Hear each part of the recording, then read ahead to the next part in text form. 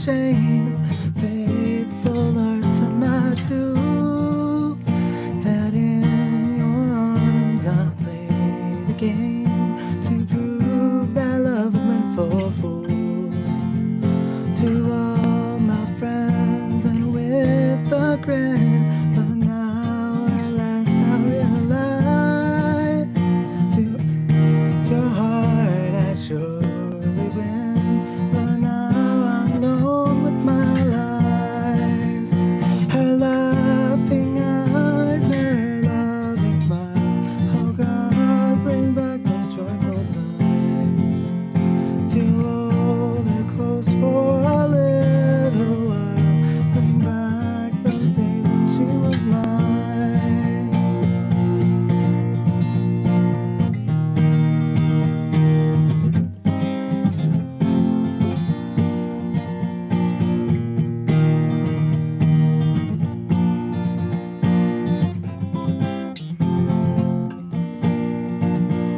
Upon whose heart can I rely when days are long and nights are cold?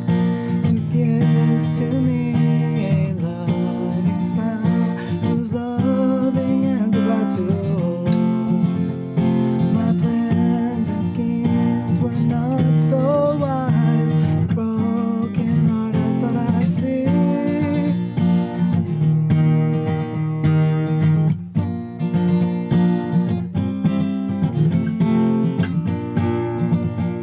Her laughing eyes, her loving smile, oh God, bring back those joyful times. To hold her close for a little while, bring back those days when she was mine. Bring back those days when she was mine.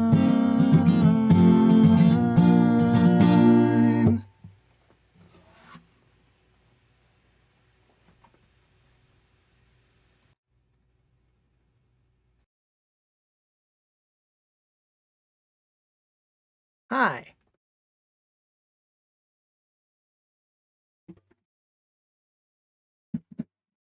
How's everyone doing?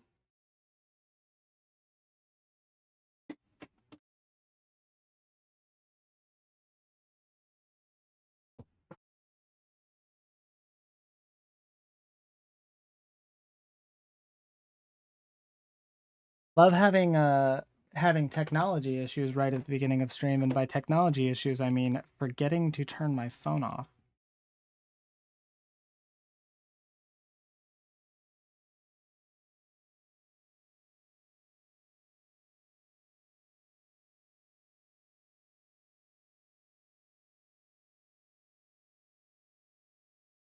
Just about to make dinner.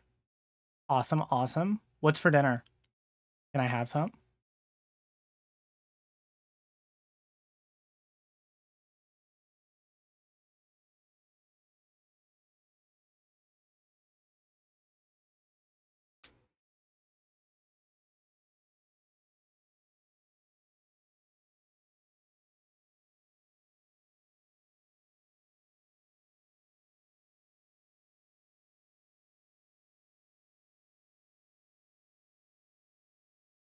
Hello, hello, Wanderer. Literal Laura, good to see you. I got shocked by an outlet? Holy shit. Don't do that. That's not good.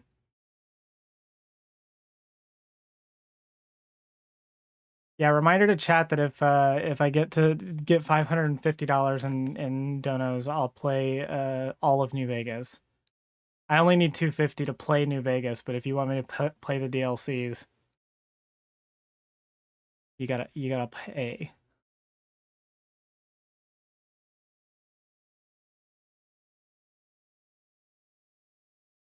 It's my 2-year anniversary the day I realized I was trans. Well, congratulations.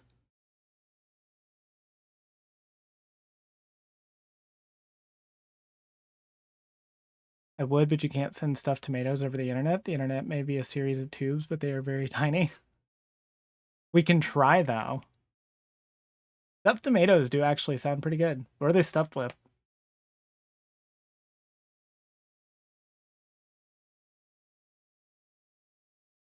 That happened, Shay.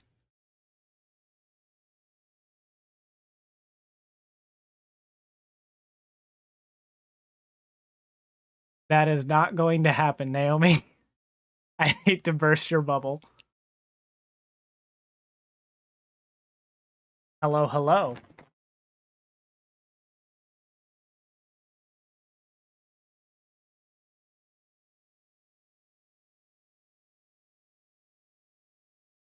Good to see you all again. Imagine, it feels like we were just here.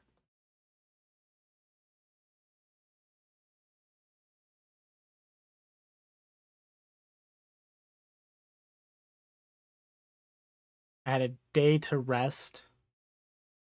But yeah, it's back to the grind. It's actually, this is a dress. One of my favorite ones.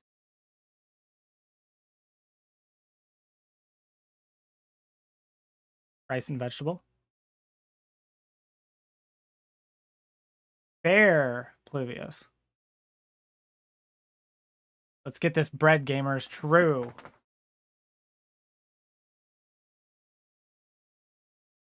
Well, I'm sending hugs your way.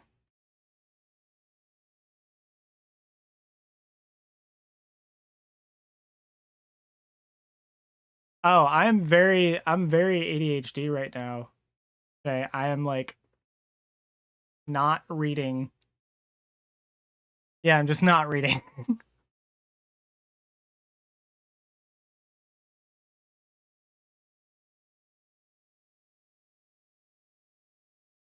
But it's true, I am a top.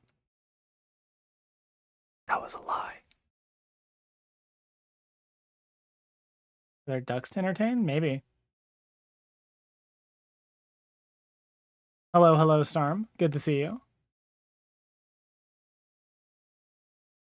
Today is not nearly as jam-packed as the last stream. But I do have a few things that I want to go over, and then I think I just want to like take the rest of the night and just chill out and play games.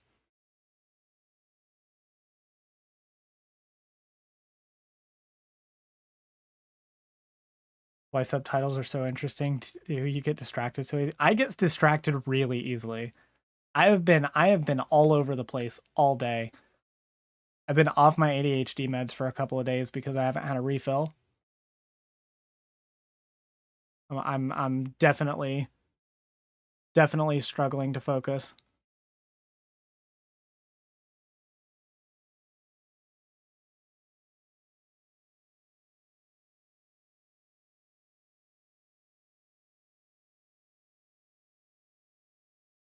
I'd recommend it.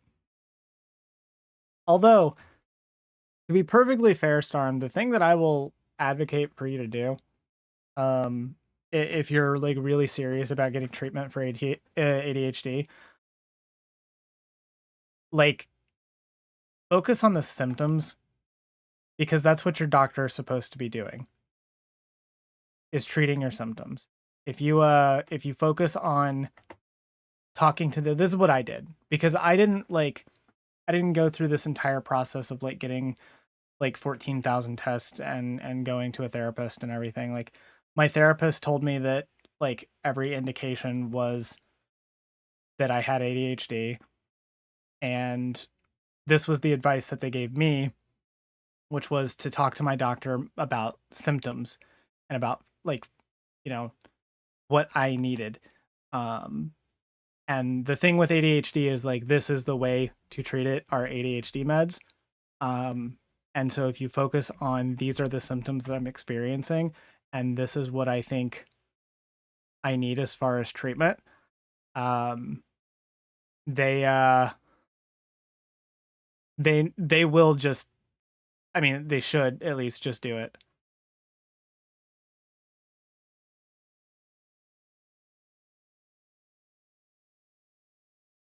Well, I mean, that's fine, but like,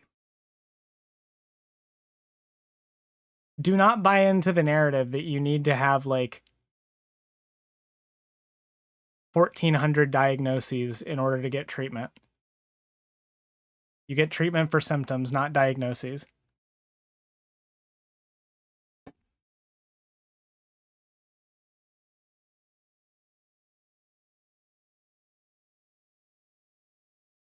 No, that's literally what I did, literal Laura. I just like I went to my like primary care doctor and I was just like, these are the symptoms that I'm having and this is what I think I need as far as treatment. And he was like, yeah, okay.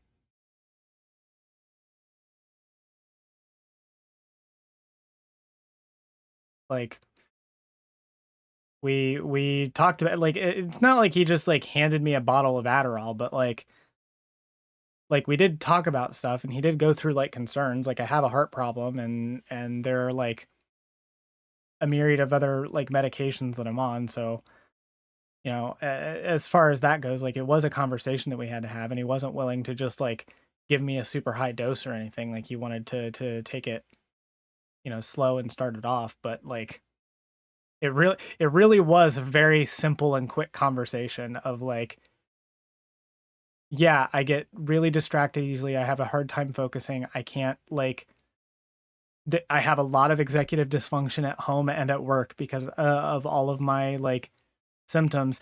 And whereas I'm not like I'm not saying I do or don't have ADHD because you know, that's not my expertise. These are the symptoms that I'm having and this is what I know will treat it.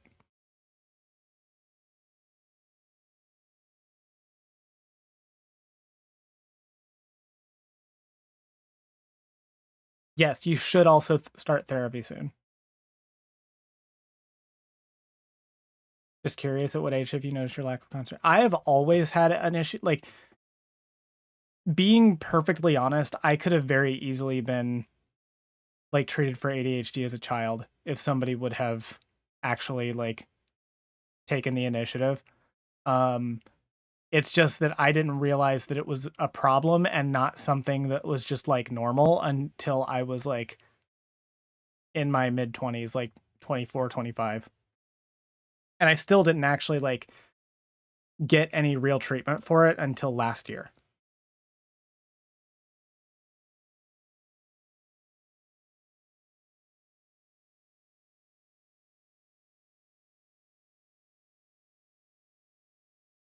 Hello, Nightwild. Good to see you.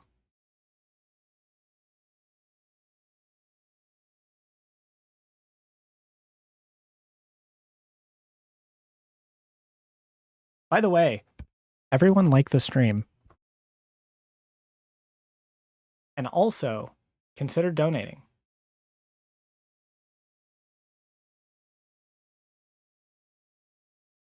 I see 6 likes on there. I want to see 10. I know there's enough of you.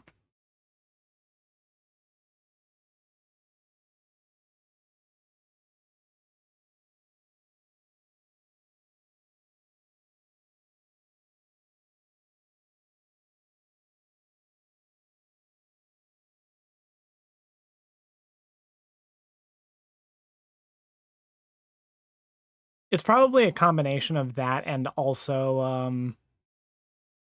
also the fact that like there were a couple of things that happened early on when I was like very young that caused my parents to heavily distrust um the medical system.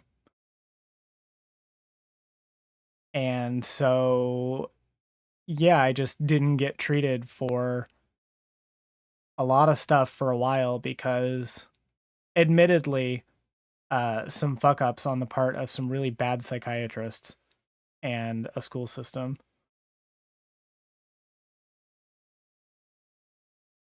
Thank you for the $5 Vibe money because I care. Aw, well, thank you. More food for the therapy god, true.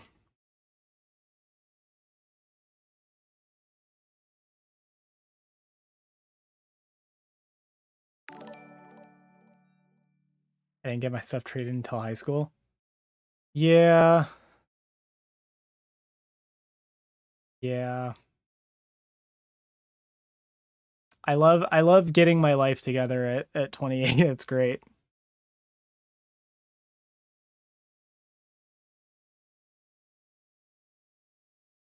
All right, we're up to 9 likes, but I see 20 of you watching.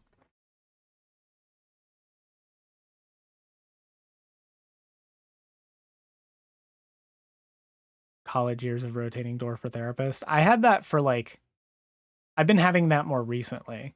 I had the same therapist for several years, but like I wasn't really getting out of anything out of it, and I was too dumb and also like not willing to stand up for myself to actually like have the hard conversation.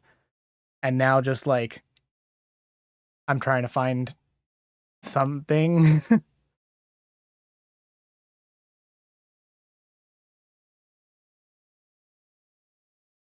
I will verbally scold the 11 for not liking stream. Everyone liked the stream.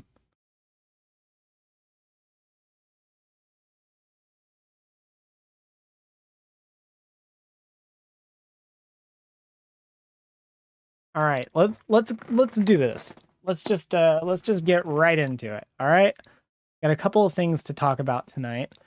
Um, if you've seen the title, you'll notice that there are two specific topics.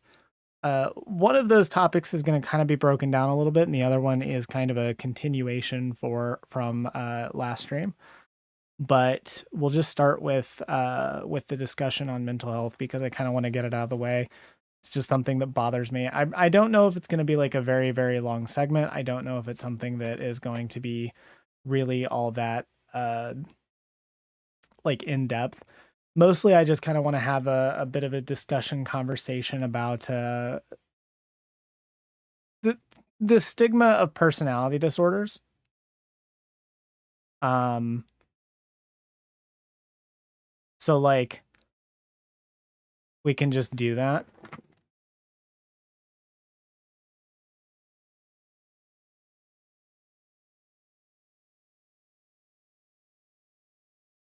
So I wanted to talk a bit about this. I talked last time on the last stream about kind of the mental health stigma and kind of discussing a little bit of how people will both kind of go on to the extreme of treating mental health awareness as if it's something that only affects like depression and anxiety, and also treating for some reason on the opposite end, trying to oversell mental health, like the normalization of mental health as being something that it's not.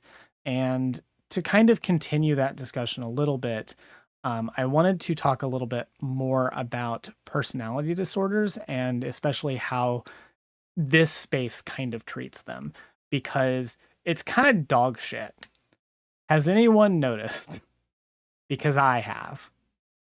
Um, so if you don't know, personality disorders like borderline, antisocial personality disorder, narcissistic personality disorder, there are several of them. These are the ones that people typically talk about the most.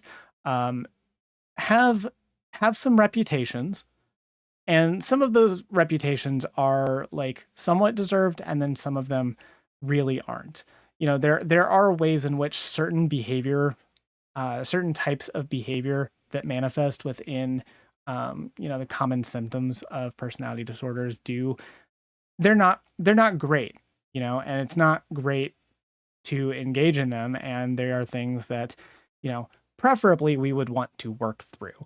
Um, but that said, people live with personality disorders, and those personality disorders are typically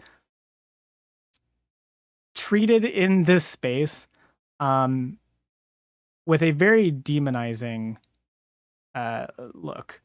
And apologies if I seem a little bit scatterbrained tonight. I have been off of my ADHD meds, and so my focus is constantly going. I am in no way trying to imply that like anyone with a personality disorder is perfect. I'm also in no way trying to imply that there are never good reasons to like criticize the behavior of people with personality disorders. But what I am getting at is that people overstate the harm done by people with personality disorders in a way that they don't with people who don't have them. And this is really, really present in the online left. If you look at, and I wasn't going to mention this, but I think I have to. As an example, because I'm just going to draw from like my own personal experiences here. As an example, if you've followed any of the harassment campaign that I have been dealing with alongside my partners, a lot of the focus in that campaign has been on our personality disorders and the symptoms within them. And whereas, again, I'm not saying that we never make like mistakes and that we never engage in unhealthy behaviors and that there's never anything to analyze or criticize. I do think that there is a lot of unnecessary and kind of over focus on those behaviors in a way that if we were somebody without personality disorders, in my case, borderline, you wouldn't see that much focus on those behaviors. I guess it marks you in the way that being queer in non-queer spaces. Yeah, it really does. It's a very similar vibe, I think. The way that people treat people with personality disorders is very, very similar to the way that people treat queer people in non-queer spaces. I wouldn't say it's exactly the same thing, but it does it does tick the same the same vibe. Like, for instance, tell me if you've heard this one before. If somebody engages in behavior that is maybe a little bit over the top, right? Or maybe somebody engages in, I guess, like irresponsible behavior when it comes to dealing with a breakup, or maybe somebody is a little bit loud, or maybe they get a little bit too angry. Nothing that would necessarily tick abuse without a pattern. If you're somebody with borderline or with narcissistic personality disorder or antisocial personality disorder, chances are that behavior is going to be immediately called abusive in a way that it wouldn't be if you didn't have that personality disorder. People who don't suffer from them will typically be given all of the excuses, just having a bad day. But somebody with a personality disorder, there must be something more inherent, more underlying. And it's not that you have no control over your behavior, but it is a part of you that you can't like change. And people see that, I think, and get scared by it. Something Alexander. Yeah. Using one mental disorders demonize and take away all of one's agency. That is, I think, what I'm kind of getting at here. The main overall trend that I notice among the online left, or I say the online left, it's more of like really this particular like weird little space of people that are terminally online and terminally involved in queer and like mental health related and like advocacy like spaces, but they're held. You figure that the other way, i.e., well, it makes sense that person B did action X, did X action, they have Y disorder, but they're held to a higher standard. Yeah, my brain's gonna have to take a minute to process that, Ghost. A small vocal section of the online left. Yeah, it's this weird little space of people, I think, that engage in kind of like this like pseudo activist space that I really see a lot of like fucking ableism directed at people with personality disorders. Like there's a lot of talk about ableism in this community, and I think it's good to address that, but people will talk about ableism specifically towards like disability, like physical disabilities, and they'll talk about it with mental health disorders, but typically it has to do with anxiety or processing disorders or like autism or ADHD or keep going down the list of all of the acceptable disorders to have. And then finally we get to the personality disorders, and those are kind of like the evil mentally ill people, if that makes sense. I mean, it is the case that anytime, like 9 times out of 10, if you see a like character in a movie or a TV show, and that character is like confirmed to be borderline, they're probably the bad guy. They're probably like unambiguously evil in that work.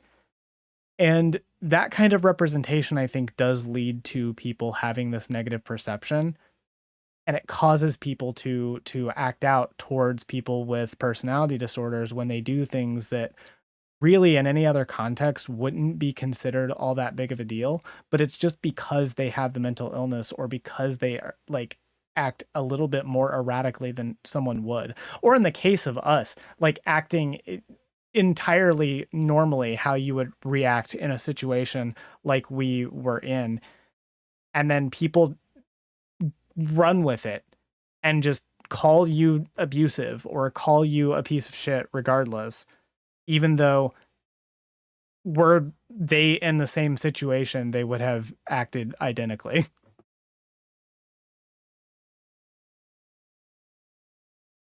Well, that's a bit of a thing in regards with disability. Able-bodied folks like me, to be clear, I think it's a box you can check when you're disabled or something, but there's a bunch of subjective and gray areas all around. Yeah, that's true. Like there is a lot of gray area when it comes to disability, and there's a lot of gray area when it comes to like mental health in general. And it's not like I'm not trying to say that like people with personality disorders never fuck up, and I'm not trying to say that like there is never any like there's not a way to like properly criticize someone or hold them account for bad behavior. But what I am noting is a pattern of people immediately jumping to the use of the personality disorder weaponized against the person who has it in place of any actual substantive criticism. Someone with an anxiety disorder, some know I have it, and people still treat it like it's all my fault and all on me to deal with in moments of high stress. Yeah. Well, and I mean that is the reality of dealing with like mental illness, and that's part of the discussion on mental health awareness, right? Like last stream we talked about mental health awareness and talked about what it is and what it isn't, which is raising awareness for mental illness and raising awareness for the fact that people deal with these illnesses in all of the good and the bad ways. And it doesn't make you a bad person to struggle with those things. But what it's not is just depression and anxiety. There are like aspects of mental illness that go beyond those basic like things. But even with that, people do tend to still treat like depression and anxiety, even in the like, as they raise awareness, they're still treating it as something that is like always controllable and something that's like always your fault. Like I literally saw the phrase happiness is a choice today, and like there is some truth within that, but the people who often say that literally believe that like you can just choose what emotion you have at any given point.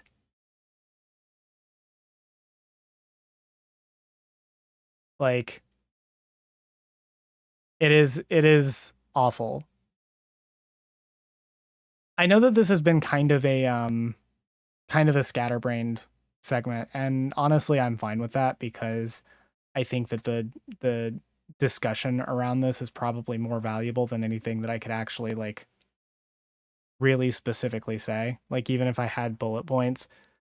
But the point that I'm trying to get at is this space really does fail people with personality disorders because we are kind of like target number one. I actually remember there being discourse surrounding this a few years ago where, and it was directed again at people with BPD.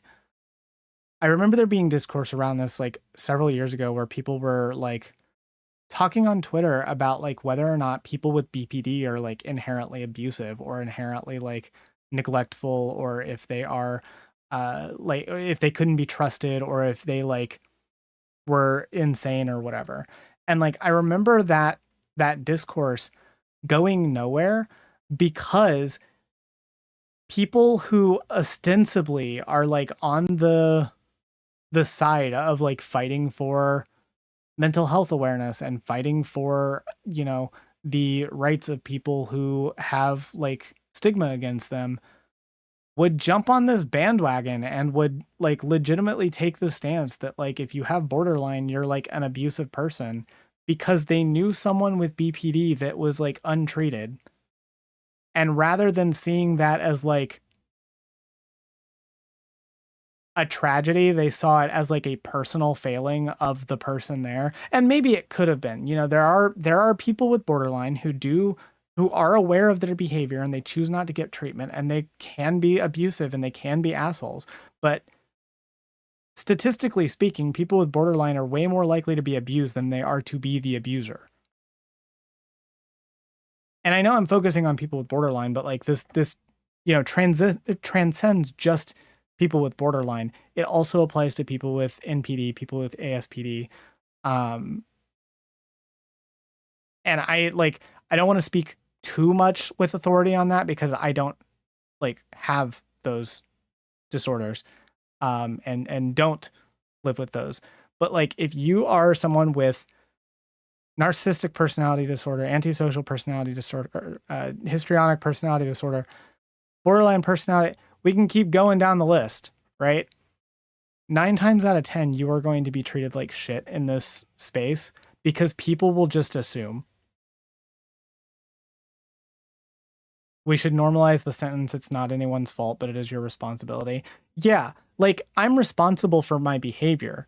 I wouldn't want to like I wouldn't want to make the argument that like if I have like a borderline meltdown that is somebody else's responsibility necessarily. Like there are elements in which people can be like responsible for things that happen leading, like context is key, right? Like not every, you know, borderline meltdown is going to happen in a vacuum. But like my behavior is my own and I can only control mine, right? But to that token, if we could stop demonizing people who have like mental health crises just because they have the mental health condition that you don't like, that would be really fucking great.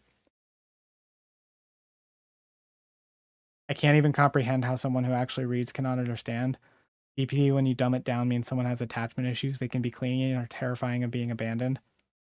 They need 3 things: boundaries, reassurance, and a therapist. True. 100%. But no, I remember that discourse and I remember it being really fucking stupid. And at the time, I wasn't even entirely clear on what borderline was. So I was like in this weird space where I had to like get a crash course on a fucking disorder that it ended up turning out that I had. Like the cool thing about that whole discourse a few years ago was it was at least the catalyst for me actually like figuring out what was going on with me and actually getting treatment. But like I remember that whole thing being really fucking weird and really fucking dumb because everyone involved was just being really stupid. It was just a lot of like pinning anything that like a borderline person did as being abusive because they had borderline.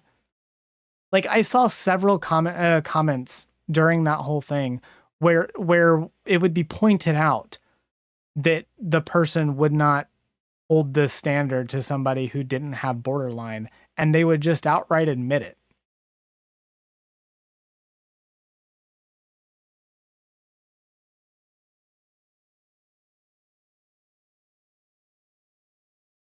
I will say with ASPD, there's a level of people with that victimizing others I've done in the past, but it's important to also understand that there is still ultimately a choice made to do bad things.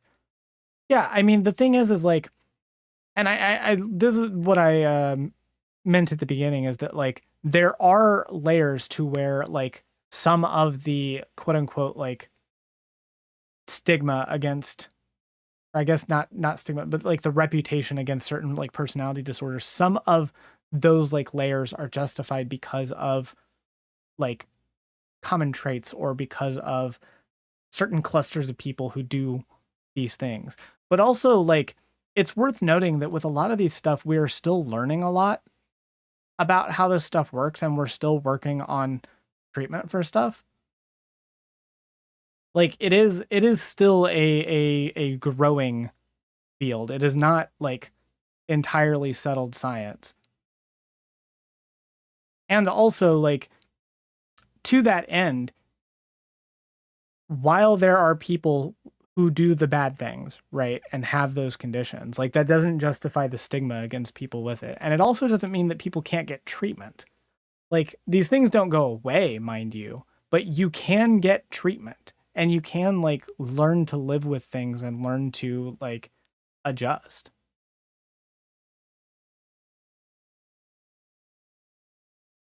Am I making sense? Because I know I've been pretty all over the place.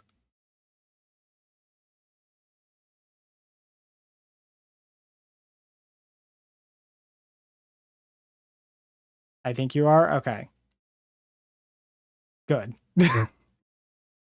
Anyway, that's kind of all I really wanted to say. Like I don't have like a ton that I want to go into on this. I just kind of wanted to finish up the discussion from last stream and kind of talk about my feelings with regards to how people tend to treat people with personality disorders on the online left.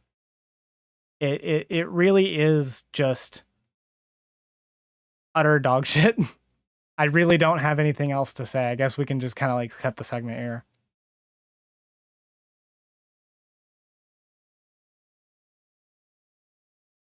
All right, let's go.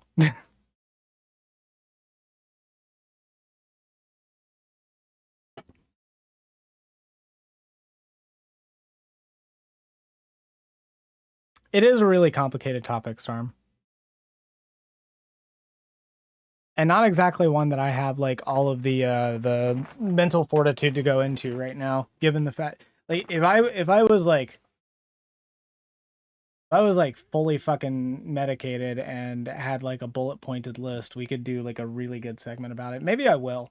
I would like to do a couple like prepared segments on some of the mental health stuff. What are you drinking? Oh, sparkling water.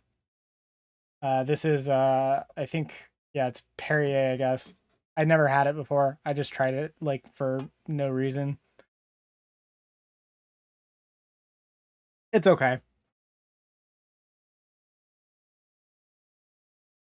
I like my sparkling water to be incredibly carbonated. Like I want to feel my throat burn when I drink it. And unfortunately this is not that.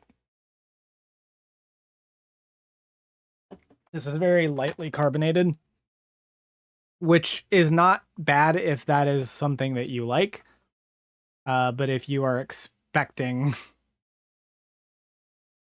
more, then it is disappointing. I actually hate sparkling water. It's okay to be wrong.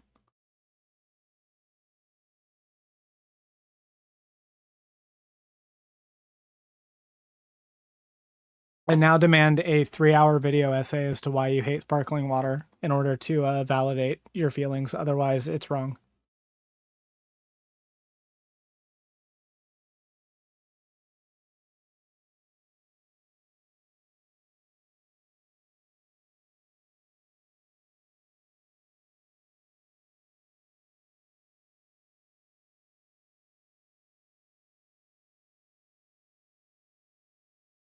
True.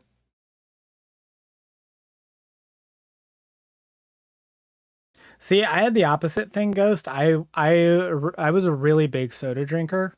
Um, and after I got COVID, I wasn't able to taste anything for a while. Like it's actually been this year that I can even taste soda again. Like it used to just be all I could taste was like just sweetness. I couldn't actually taste any like discernible flavor with any soda. Um, and even now it's still very, very muted. But I started drinking sparkling water because like I was able to I wasn't able to actually taste any of the stuff and I like the carbonation, so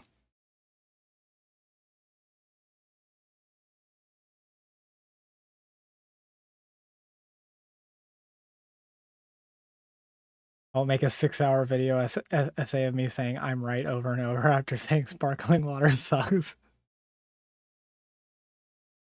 Please do.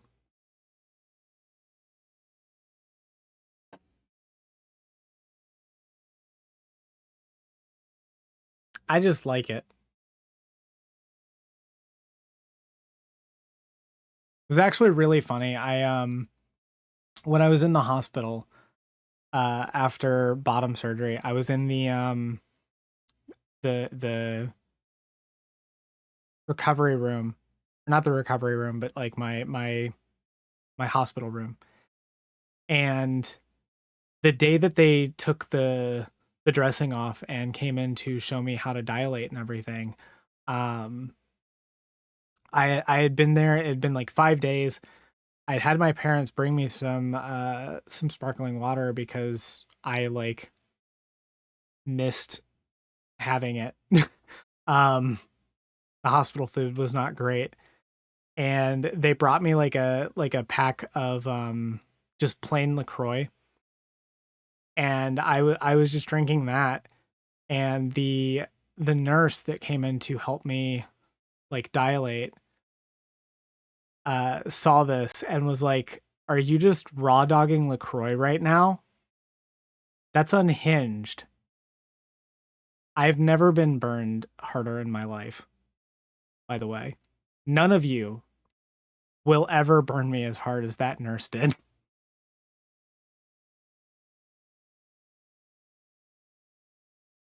I love them.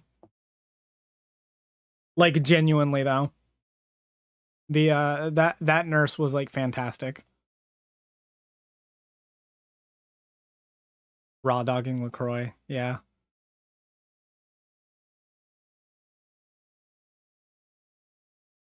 It is one hell of a sentence.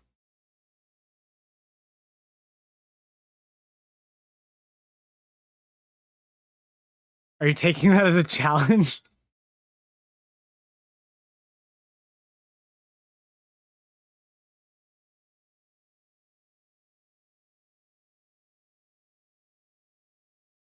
Get raw dog burned?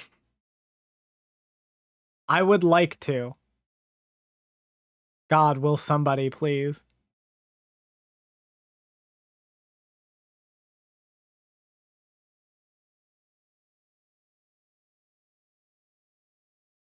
I'm seeing 15 likes, but 20 people. 5 of you need to get right over there right now and like the stream.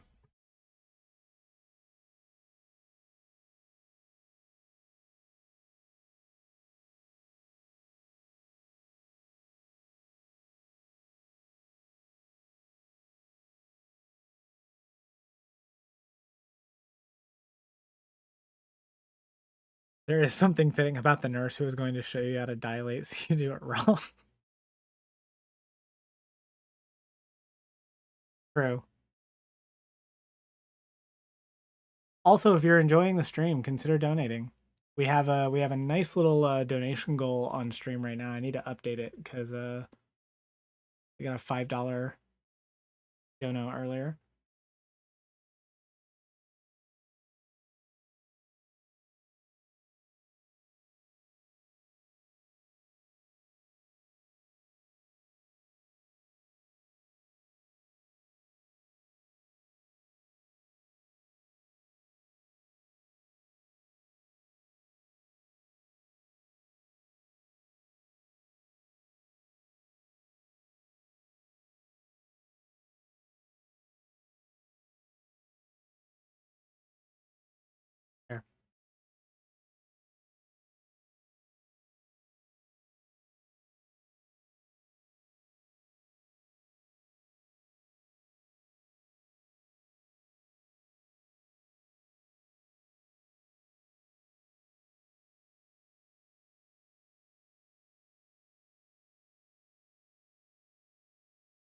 All right, are we ready to get into the politics?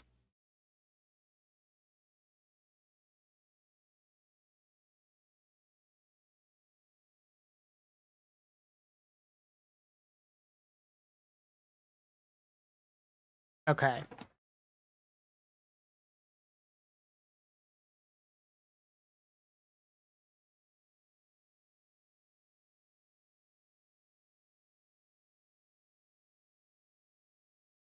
So if you've been paying attention to the stream tonight, you'll notice that one of the promises that I made was that I was going to red pill chat on voting. And the reason for that is there's been a lot of fucking dumb people in the online left recently, making some really, really dumb statements regarding voting. So we're just gonna do this. All right. I have a couple of stories. We're gonna talk about one or two of them for this particular segment. But overall, what I want to get across to everyone, if you take nothing else from this segment, it is that you should be voting. So to start, I would like to point out something. All right, I was going to talk about this on last stream, and the reason I didn't, it is relevant to the Pride Month theming that I did last stream because I wanted to catch up on some of the Pride Month discourse. But the reason I saved it for today is because I actually feel like it is one of those examples that I can use for why you should be voting, and in particular why, unfortunately, we should still be voting for Biden. I know that this is the moment where a lot of you are going to leave, a lot of you are going to get mad, we're going to like kick and scream because we don't wanna. But I keep seeing the god awful fucking take that there are no differences between Trump and Biden, and that if Biden gets elected, he'll be just as bad for the queer community as Donald Trump. And I need you to understand that that line of thinking is 100% a Republican psyop. It is literally a conservative psyop. They are actually I'm going full Alex Jones here. It's red flags.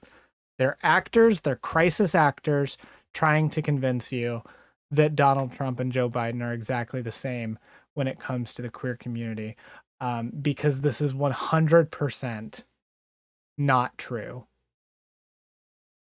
Base John Oliver also preached this. Well, that's because John Oliver copies my stream. Yeah, they turned the frogs Republican. So I this article is one that I actually saw the day that I streamed last. We're gonna look at it. Trump in Wisconsin announces funding ban for trans supportive schools on day one. So let's look at the relevant quote here. Okay. Though the first hour of the speech went by without a mention of LGBTQ plus people, Trump turned his attention towards schools abruptly after speaking about crime, where he announced his day one priorities. We're going to be proud of our capital. We're going to take care of our capital. On day one, I will sign a new executive order to cut federal funding of any school pushing critical race theory, transgender insanity, and other inappropriate racial, sexual, or political content onto the lives of our children, and I will not give one penny to any school that has a vaccine mandate or a mask. If there's even one mask in the building, the funding's gone.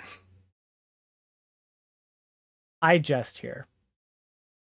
But reading this, we can all see that this is absolutely 100% identical to Biden's policies. Biden, known critical race theory hater, Joe Biden. Is anyone getting it? I guess I can't bring my hockey mask to school. Yeah, if you bring any mask, And that's not including the bigotry that follows. Yeah. Later on, he then also goes on about trans people in sports. He then turns to the topic of transgender athletes, claiming that a cisgender woman was injured by a volleyball hit by a transgender woman, which he claimed, quote, came out at her at a speed at which she's never seen before. Literally, it came at her at the speed of sound. The cis woman was hit by a volleyball at the speed of light. It was light speed. She's dead now. The ball was transonic. Does this ban extend to copies of the movie The Mask? Yes. If the Mask movie is in the school, it loses funding. This is not the first time that Donald Trump has spoken about transgender issues. Recently, his campaign slammed President Biden's proclamation of Transgender Day of Visibility as blasphemous for falling on the same day as Easter. Yeah, does anybody, did everyone forget, by the way, that Biden reaffirmed Transgender Day of Visibility? And then Republicans got mad about that.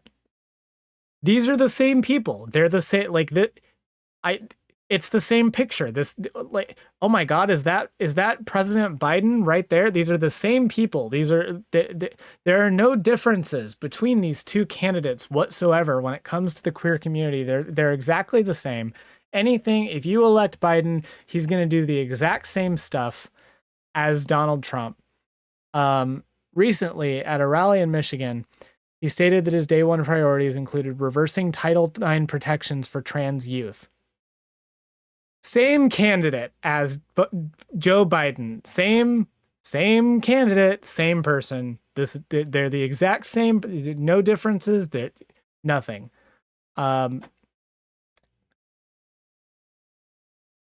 Likewise, last year he released a video stating he intends to target programs promoting gender-affirming care at any age and to treat gender-affirming care as child abuse. Same candidate as Joe Biden. Same. No, there's no differences. There's nothing.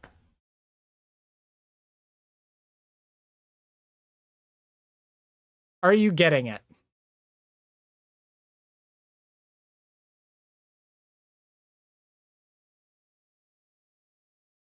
Let's take a look at this one. This is from a little bit earlier in the month. Oh, this is from my birthday. We'll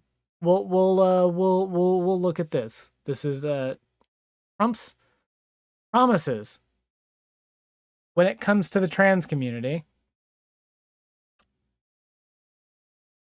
Trump said on day one he would reverse the Biden administration's expansion of Title IX that will prohibit federally funded schools from preventing transgender students from using the bathrooms, locker rooms, and pronouns that align with their gender identities.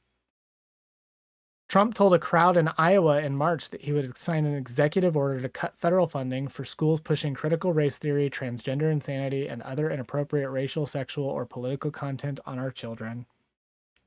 In January, he released a video detailing a range of policies targeting gender-affirming care for minors, including pressing Congress to approve a federal ban and several measures to restrict federal funding when it came to trans issues.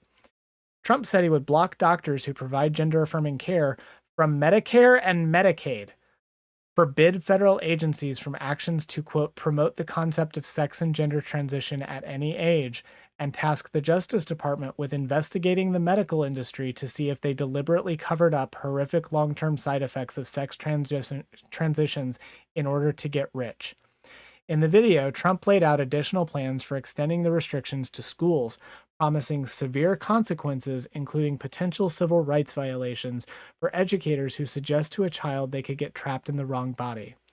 In 2022, Trump told a crowd in Texas he would ban transgender individuals from competing in women's sports and attack transgender swimmer Leah Thomas weeks after her hotly debated record-breaking swim meet in Ohio while she was competing on the University of Pennsylvania swim team.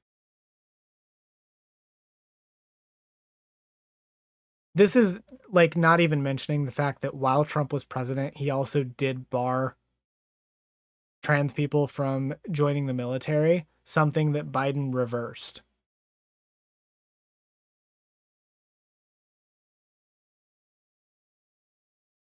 Also, Biden likes dogs. Are you getting what I'm saying here? when it comes, and I know what the rebuttal is going to be. I know what the rebuttal is going to be. Okay, because I've heard it. I've heard it before, and I know they're gonna say, Saige, you're just focusing on one issue. You're just being a single issue voter while criticizing people for being single issue voters. You're doing the exact same thing you're mad about. You're just focusing on the queer community. You obviously hate brown people because you're focusing on the queer community. Shut the fuck up. Please. Please. I need you. I need you to put 5 pounds of cotton balls in your fucking mouth. And then I need you to roll around in a pile of Elmer's glue. And then I want you to sit there with yourself and think about what you just said.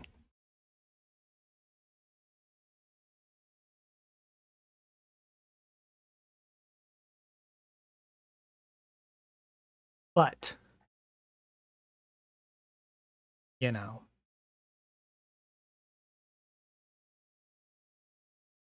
I'm not one to just ignore the critique. You know, maybe I am being a little bit too harsh. Maybe I am ignoring all of the potential good things that Donald Trump wants. Maybe I am ignoring the similarities between the two candidates.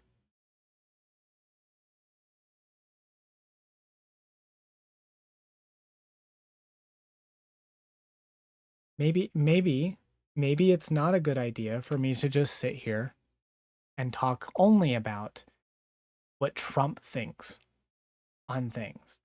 Because Biden also talks about the queer community. Maybe he's just said the exact same stuff as Trump, and we're only focusing on Trump because Orange Man bad. Because Orange Man bad. So let's look at it. Let's look. I have this helpful little guide here on queer issues and where the two candidates stand. I believe this is from last year. No, actually, it's from just a few days ago. Cool. Even better.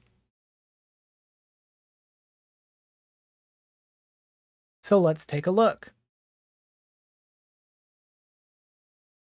President Biden kicked off Pride Month this year with a message to LGBTQ+ Americans posting, "Your president and my entire administration have your back." All right. Chill, old man.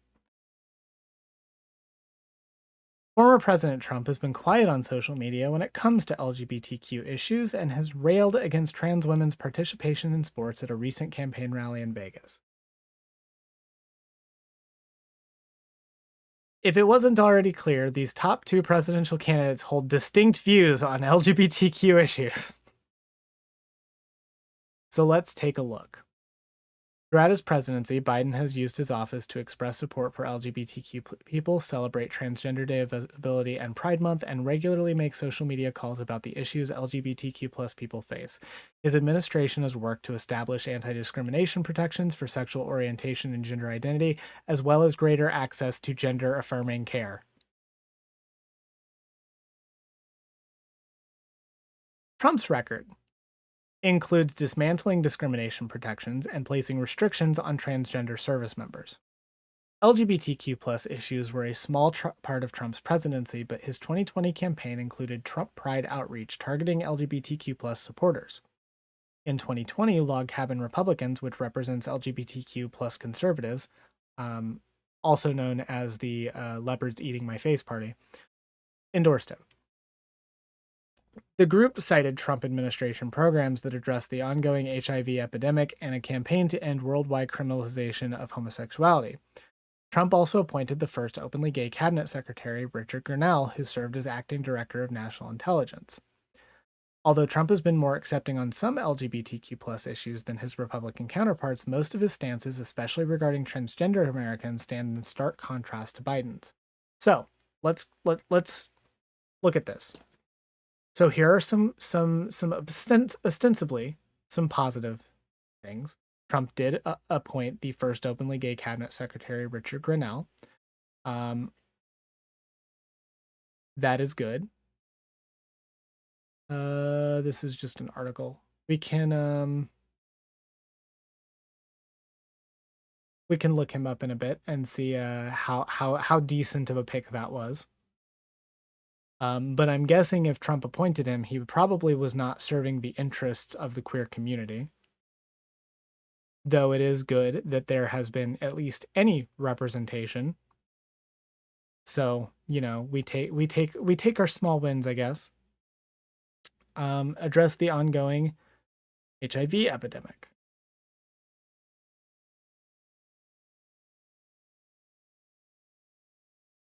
In February 2020, HHS awarded $117 million to end the HIV epidemic in the US.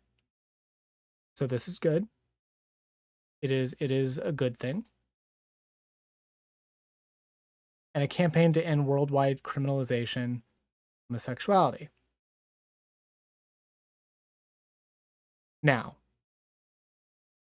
this one's a little bit more complicated because while this is ostensibly something Trump did, he still has appointed people and still supports politicians that would like to erase the Supreme Court decision that allowed marriage equality in the US in the first place.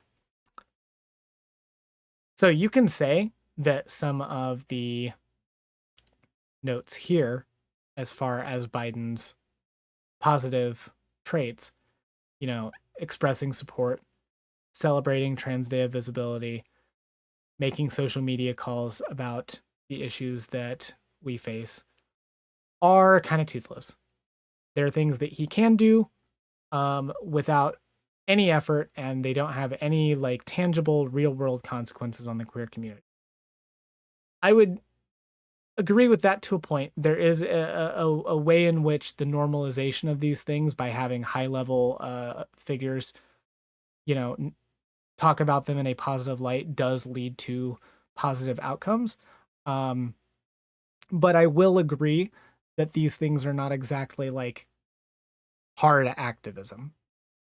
However, anti-discrimination protections, greater access to gender affirming care, these are literally like two of the like basic fundamental things that we actually need, as opposed to trying to end criminalization of homosexuality in other countries while supporting politicians that want to make it illegal in our own country. Addressing the ongoing HIV epidemic, that was at least a good thing. And appointing an openly gay cabinet secretary who probably was not actually really serving our interest. So let's continue. Both Trump and Biden have evolved on the issue of marriage equality before arriving at a similar stance that support gay rights. Biden first publicly declared his support for same-sex marriage in a 2012 Meet the Press appearance, saying that marriages are at their roots about love, whether they are marriages of lesbians or gay men or heterosexual. In December 2022, Biden signed the Respect for Marriage Act, federally recognizing same-sex and interracial marriages and creating legal protections if the Supreme Court were to overturn its 2015 precedent on marriage equality. Across his administration, several departments, including the State Department, Department of Veterans Affairs, and the Social Security Administration, updated policies to extend benefits to same-sex couples. And although Biden has suggested he supports gay couples since his youth, his earlier policy decisions reflect otherwise.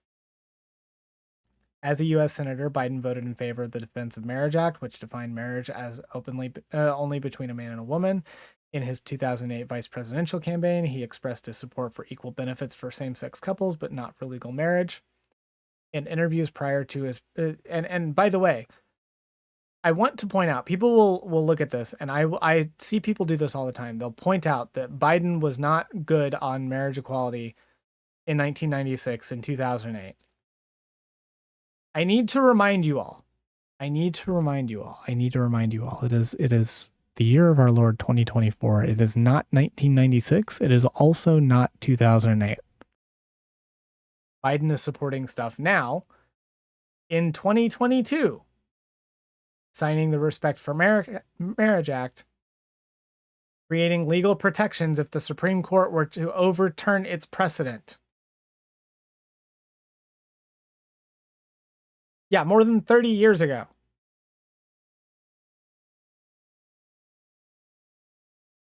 In interviews prior to his presidency, Trump opposed same-sex marriage and said he supported traditional marriage. In 2016, he said he would consider appointing justices who would overturn the Supreme Court's 2015 decision in Obergefell v. Hodges, which legalized same-sex marriage across the U.S., but changed his position shortly after he was elected when he described the issue as settled. Advocating for or against same-sex marriage was not a significant part of Trump's presidency or political platform, which, as some noted, set him apart from other Republicans at the time.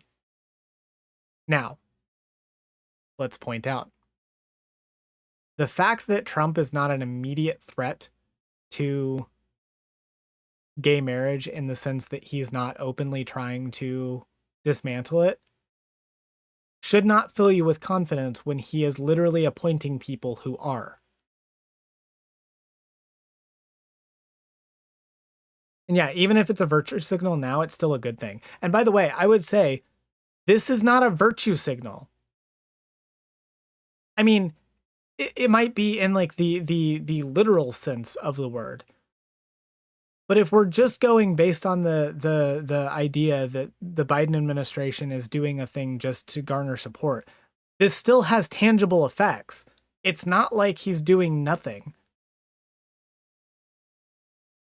This is a virtue signal.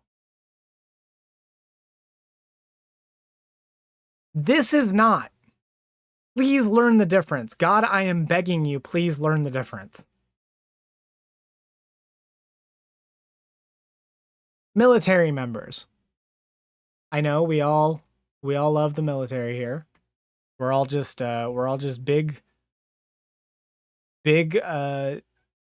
military fans. Biden has implemented policies allowing LGBTQ people to serve openly in the military. Trump aimed to restrict military participation by trans people.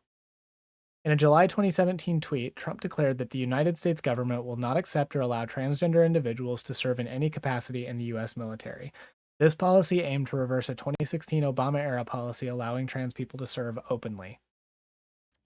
In 2023, Trump claimed that he banned transgender people from serving in the military, and we rated it as mostly true. That's because after his policy was announced, it faced numerous legal challenges that delayed its implementation. In April 2019, the ban went into effect, allowing active transgender members to serve openly only if they had already received a diagnosis of gender dysphoria.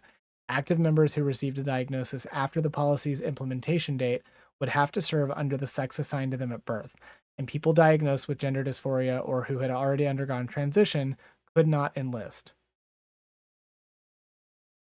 This policy continued until January 2021 when Biden rescinded it with an executive order a few days after taking office, and the policy allowing military participation was published by the Defense Department in March 2021. Biden's administration has also overseen an expansion of support for trans veterans and provided gender-affirming medical care for service members. Trump has promised to reinstate the ban on transgender people in the military if he's reelected. Same candidates, by the way, same people. That said, Biden's current stance represents a slight shift from his earlier years as a lawmaker. In 1993, he ended up voting in favor of a defense spending bill, even though it implemented the Don't Ask, Don't Tell policy, requiring LGBTQ service members to not disclose their sexual orientation, prohibiting officers from asking. During Biden's tenure as vice president, Barack Obama signed a law repealing Don't Ask, Don't Tell, a decision Biden has celebrated. Again, I'm going to point out it is not 1993. Access to gender-affirming care for youth. Trump opposes youth access to gender-affirming care. Biden supports it. In videos outlining his 2024 presidential agenda, Trump described gender-affirming care as, quote, chemical, physical, and emotional mutilation of youth, and promised to end all programs that promote the concept of sex and gender transition at any age. He also advocated revoking Medicaid and Medicare funding from any hospital or healthcare provider that gives gender-affirming care to minors. He also said he would ask Congress to pass a law prohibiting child sexual mutilation in all 50 states.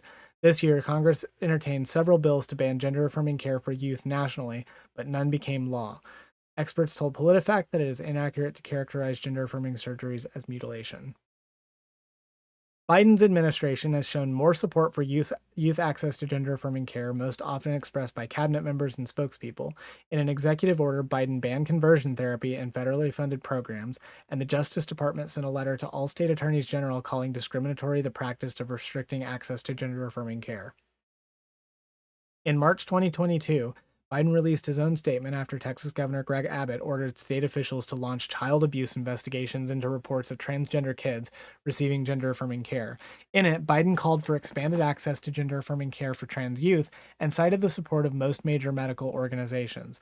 Later that month, on Transgender Day of Visibility, the White House released a fact sheet detailing the administration's efforts to support access to mental and medical health care for trans youth.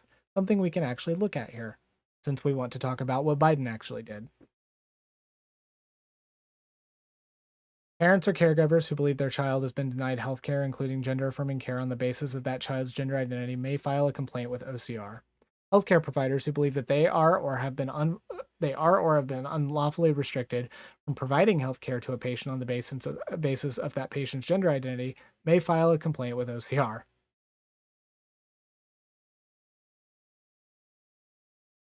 Reminding people what HIPAA is. Yeah, we'll have to read this here in a bit.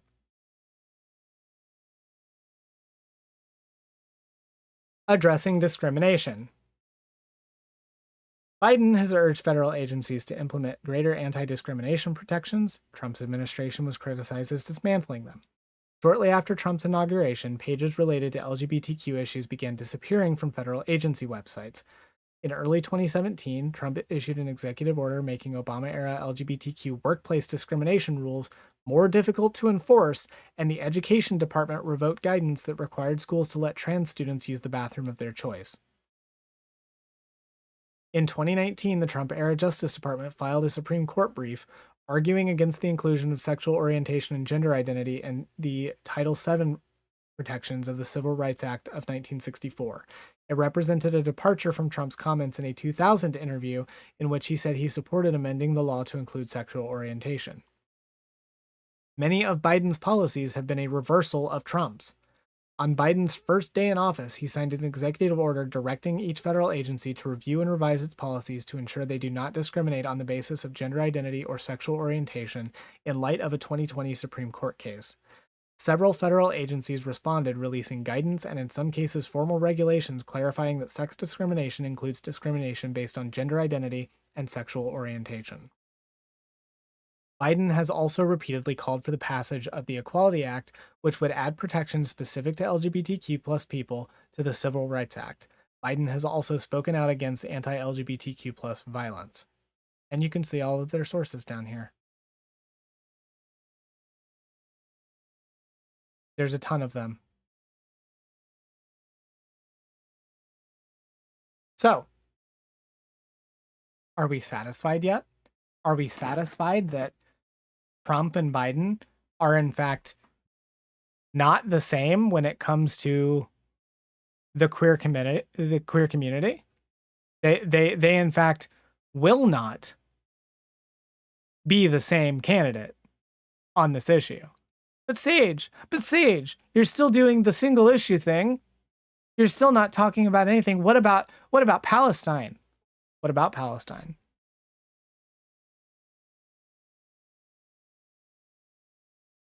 Let's take a look.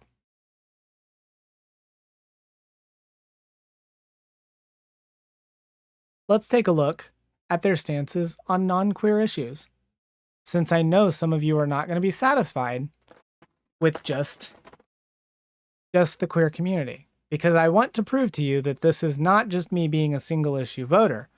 I'm not advocating that you should vote for Biden just because he'll be better for the queer community. Let's keep going.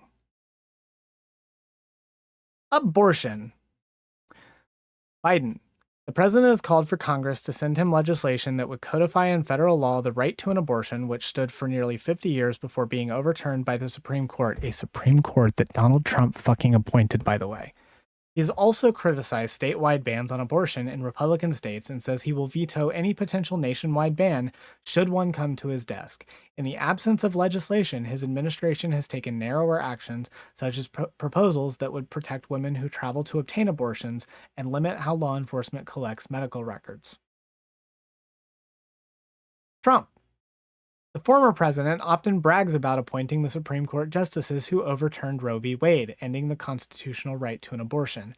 After dodging questions about when in pregnancy he believes the procedure should be restricted, Trump announced in April that decisions on access and cutoff should be left to the states. He said he would not sign a national abortion ban into law, but he's declined to say whether he would try to limit access to the abortion pill mifepristone. He told Time magazine in recent interviews that it should be left up to states to determine whether to prosecute women for abortions or to monitor their pregnancies. This is him getting it both ways, by the way. Like, I do not believe for 1 second that he won't do this. But even if I take him at his word, that he won't sign an abortion ban, that he would veto one, Biden wants to sign legislation that will codify it into law. These are not the same thing. Yeah, having states monitor pregnancies, much better than Biden. Climate. In a second term, Biden could be expected to continue his focus on implementing the climate provisions of his Inflation Reduction Act, which provided nearly $375 billion for things like financial incentives for electric cars and clean energy projects. Biden is also enlisting more than 20,000 young people in a National Climate Corps, a Peace Corps-like program to promote conservation through tasks such as weatherizing homes and repairing wetlands. Biden wants to triple the group's size this decade. Despite all of this, it's unlikely the U.S. will be on track to meet Biden's goal of reducing greenhouse gas emissions by half by 2030. Now, is Biden great on the climate? No. But let's see how Trump is doing.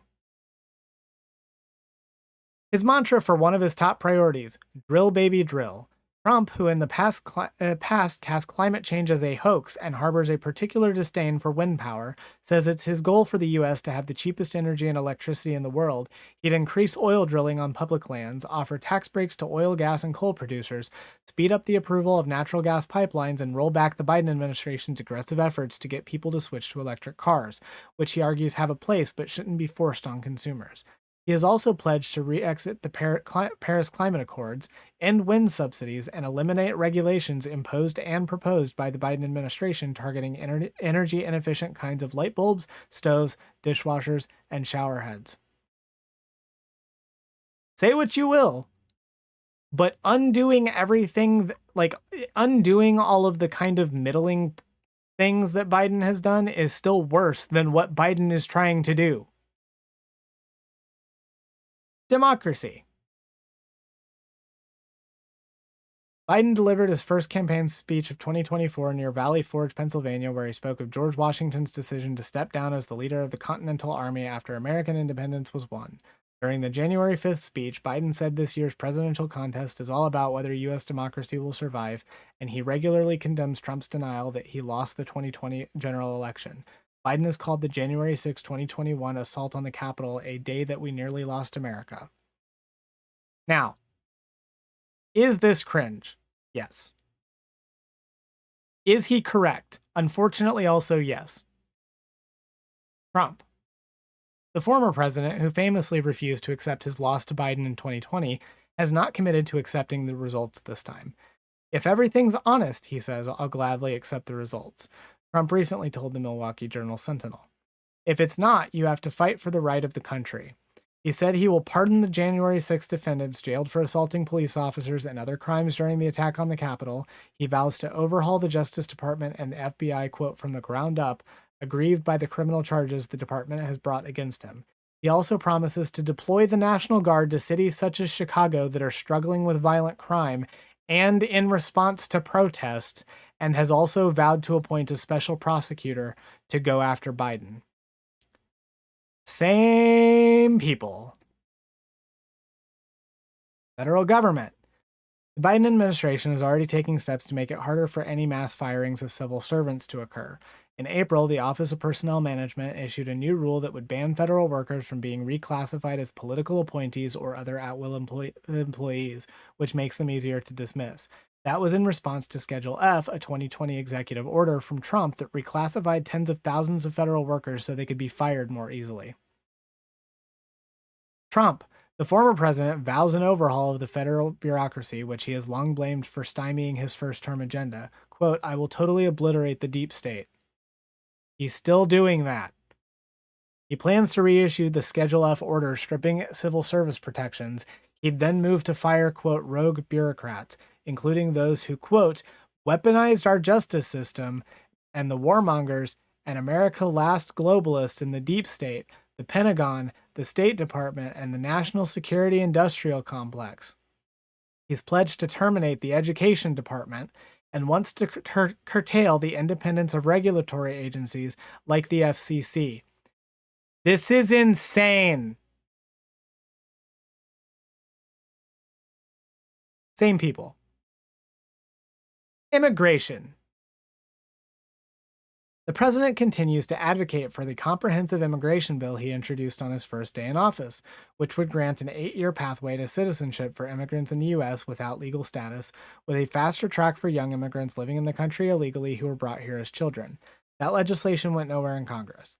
This year, the president backed a Senate compromise that included tougher asylum standards and billions more in federal dollars to hire more border agents, immigration judges, and asylum officers. That deal collapsed on Capitol Hill due to Trump's opposition. Biden is currently considering executive action on the border, particularly if the number of illegal crossings increases later this year. So, mixed bag. Not great. Trump. The former president promises to mount the largest domestic deportation in U.S. history, an operation that could include detention camps and the National Guard. Same candidate. Same people. He'd bring back policies he put in place during his first term, like the Remain in Mexico program and Title 42, which placed curbs on migrants on public health grounds, and he'd revive and expand the travel ban that originally targeted citizens from 7 Muslim-majority countries. After the October 7th Hamas attack on Israel, he pledged new ideological screening for immigrants to bar, quote, dangerous lunatics, haters, bigots, and maniacs. He'd also try to deport people who are in the U.S. legally but harbor, quote, jihadist sympathies. He'd seek to end birthright citizenship for people born in the U.S. whose parents are both in the country illegally. I'm not sure if you're aware, but that is, that's not pro-Palestine rhetoric coming from Donald Trump. What's this? Israel and Gaza. Let's take a look. The war in Gaza, far more so than any other national security considerations, has defined Biden's foreign policy this year with significant political implications. He offered a full-throated support for Israel since Hamas militants launched a surprise deadly assault on October 7th, but as the death toll in Gaza continues to climb, Biden has faced massive backlash at home.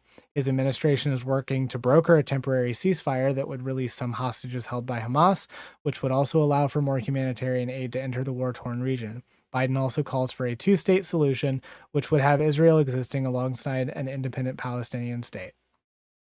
So, again, Biden is handling the war in Gaza absolutely poorly.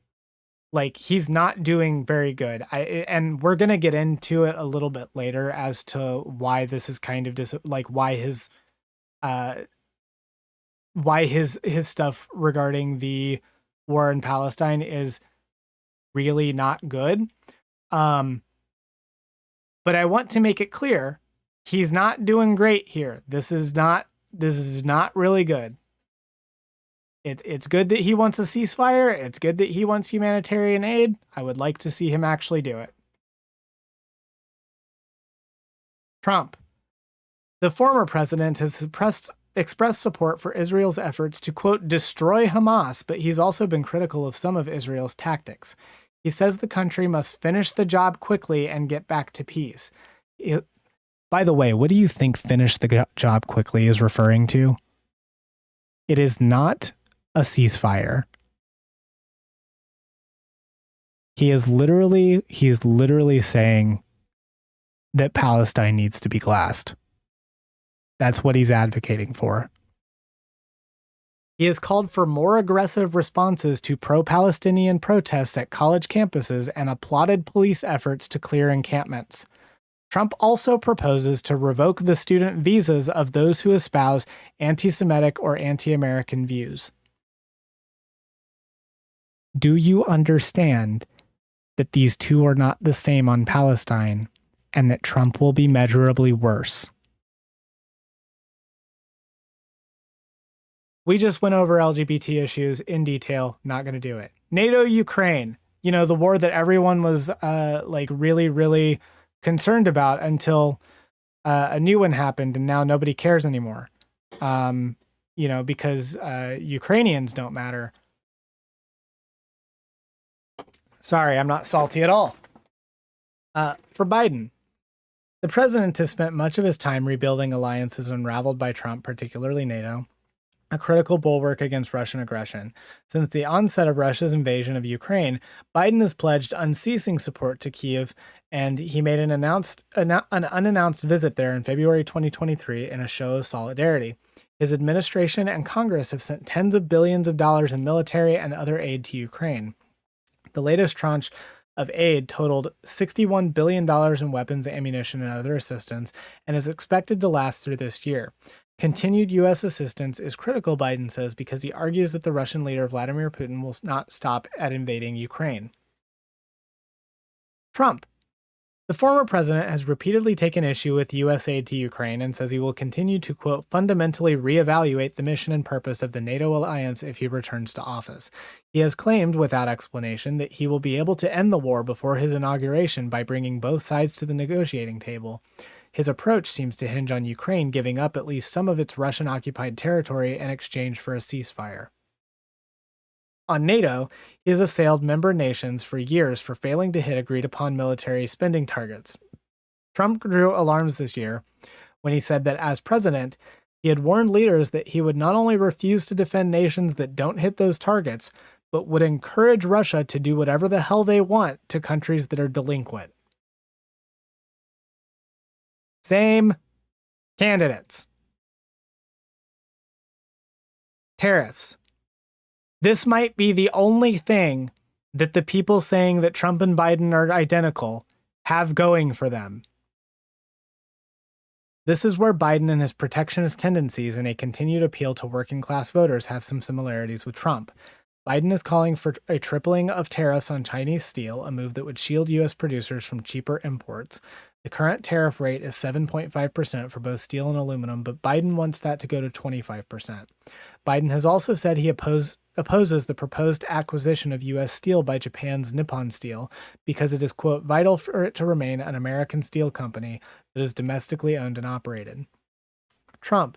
The former president wants a dramatic expansion of tariffs, proposing a levy of perhaps 10% on nearly all imported foreign goods. Penalties would increase if trade partners manipulate their currencies or engage in other unfair trading practices. He would also encourage Congress to pass legislation on giving the president authority to impose a reciprocal tariff on any country that imposes one on the U.S. Much of his trade agenda is focused on China. Trump has proposed phasing out Chinese imports of essential goods, including electronics, steel, and pharmaceuticals, and wants to ban Chinese companies from owning U.S. infrastructure in sectors such as energy, technology, and farmland. Whether higher tariffs come from a Biden administration or a Trump one, they are likely to raise prices for consumers who have already faced higher costs from inflation. Taxes. In his State of the Union address, Biden proposed raising the corporate tax rate to 28% and the corporate minimum tax to 21% as a matter of fundamental fairness. That will bring in more money to invest in Americans. The current corporate tax rate is 21%, and the minimum, raised under the Inflation Reduction Act, is at 15% for companies making more than $1 billion a year. Biden also wants to require billionaires to pay at least 25% of their income in taxes and to restore the child tax credit that was enacted under his 2021 COVID-19 relief package, but has since expired. Trump has promised to extend the tax cuts he signed into law in 2017 and that are due to sunset at the end of 2025. That package cut the corporate tax rate from 35% to 21% and roughly doubled the standard deduction and child tax credit. Are you satisfied? Have I done enough to explain how these two candidates are not the same? Even on Palestine, and especially on literally every issue save for fucking tariffs. Of course they're the same on trade. It's the US fucking government. Why do I have to keep explaining this? Now, you might say, this only proves that we need better politicians to be able to vote for, because obviously, as we just established, Biden is not exactly uniquely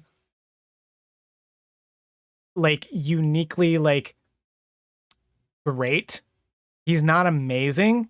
He's kind of disappointing in a lot of ways. And I need you all to understand. I need you all to, I don't know how to keep explaining this to everyone, but your third party candidate is not going to win. Not yet. We got to keep working on that. I want third party candidates to have viability. I want to see more than just the two candidates being the ones that we can vote for. But the problem is, that's not going to happen. It is not feasible. It is not something that we can really accomplish right now because we don't have the political infrastructure or political power to accomplish it. And right now, our candidates are Donald Trump and Joe Biden. And you might think that you are saving your conscience by not voting because you're voting. You're doing the South Park rhetoric, you know? It's between a douche and a shit sandwich, right? And you're saving your conscience by not voting because you're not participating in giving a bad person more power. And you know what I have to say to that? Fuck you. That's what I have to say to that. And the reason why is because that kind of attitude is missing the fucking point. You're not saving your conscience. You're closing your eyes to whatever happens next. You're saying whatever happens is between you and God, and I don't want a part of it. You're standing in the face of potential harm being done to several different groups of people. And you're saying, I don't want to hear about it. That's what's happening. And I do not respect that. It is not good political advocacy. It does not make you a more moral person. It in fact makes you a less moral person. Politics suck. It is dirty. It is fucking gross. It doesn't make you feel good. You never get the satisfaction. You never get the endorphin rush. You never get the serotonin of watching the good thing happen. You keep fighting for little, tiny wins until the end of your life. And then you die. And then you hope that the people who come after you will do the same thing. So fuck you. Get out there. It will take you fucking 5 minutes. Go to the booth. Cast the vote for Biden. please, for the love of God, vote down ballot. Vote for your local fucking elections. And at least give us 4 more years to try to push someone left. Because it's going to be way fucking harder during the term of a person that literally wants to get rid of democracy.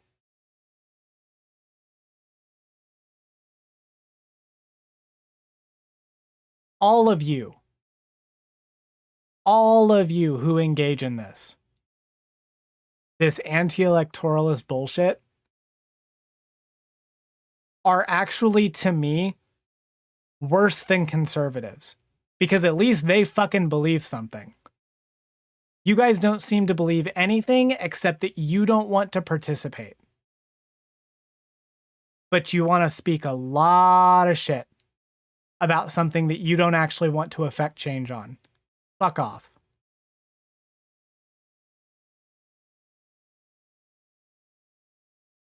If you're willing to let minorities die because your ideological purity is more important than blocking and ousting fascists, you are blinded by privilege and weakened by apathy.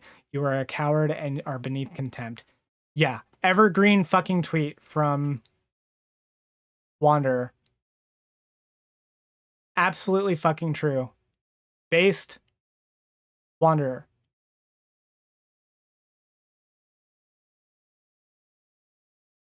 I know that I keep making this segment, and I know that every single time it gets a little bit more annoying that I have to keep talking about this, but I have to keep talking about this because people keep doing it. I keep logging on to Twitter, and I keep seeing people say that these two people are exactly the same, that there are no differences, that it doesn't matter, that if you vote for Biden, you're still going to get all of the same fucking policies that you would for Trump. Fuck off. You're not special. Go out there and fucking vote.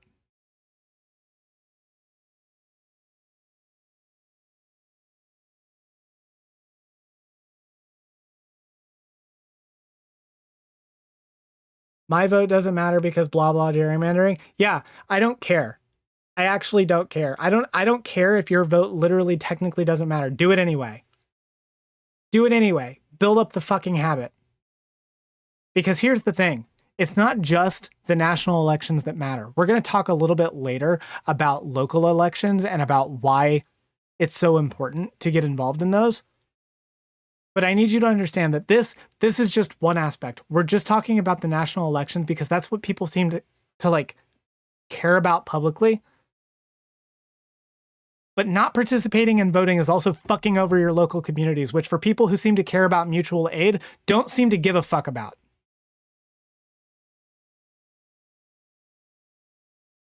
So shut the fuck up, get in your car, and go to the fucking polls. I don't care. I don't care if you think it's cringe. I don't care if you think that nothing's going to change. Fucking do it. Just trust me. Please, just do it for me. I promise you. I promise you. Even if you could be voting and it could have no effect, there's a chance that it could. And I think that it's way more worth it to do it on the chance that there could be some positive effect. Because if there's not going to be any change anyway, what are you fucking losing?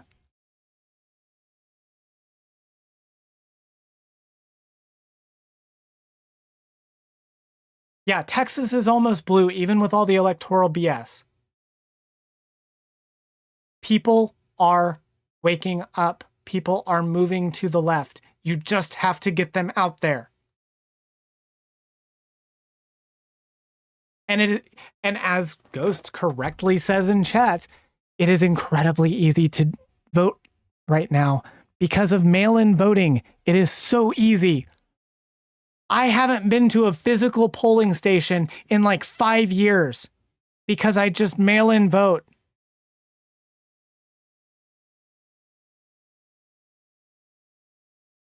This is not something you do a one and done thing. It is not something you're going to get instant gratification from.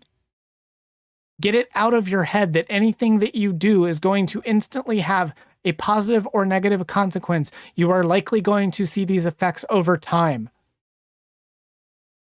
But if we are just going to go based on what the candidates are fucking saying, take them at their word. They are not the same fucking people.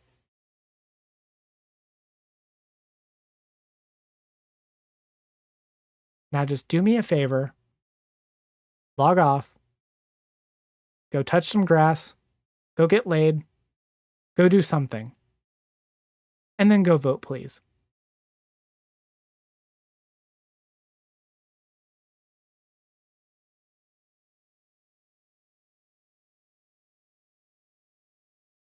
That's it. That's the segment.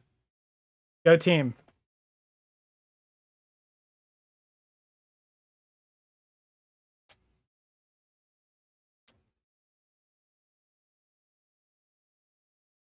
So how was that?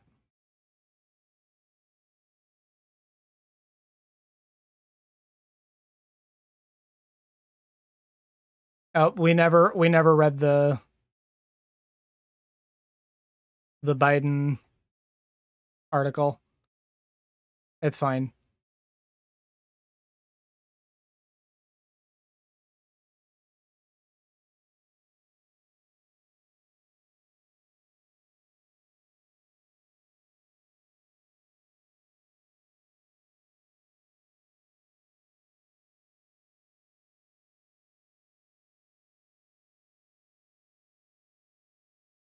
Reactionary brain rot is so exhausting. It really is.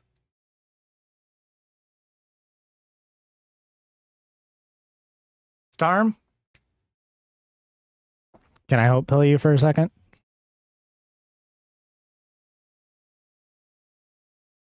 So I'm just gonna read your comment. I'm picking on you a little bit, but it's fine. This comes from a place of love.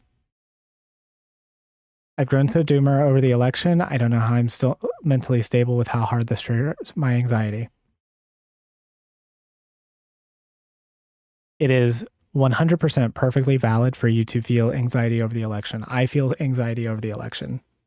I think it would honestly be way more unusual if you didn't have some sort of anxiety over the election.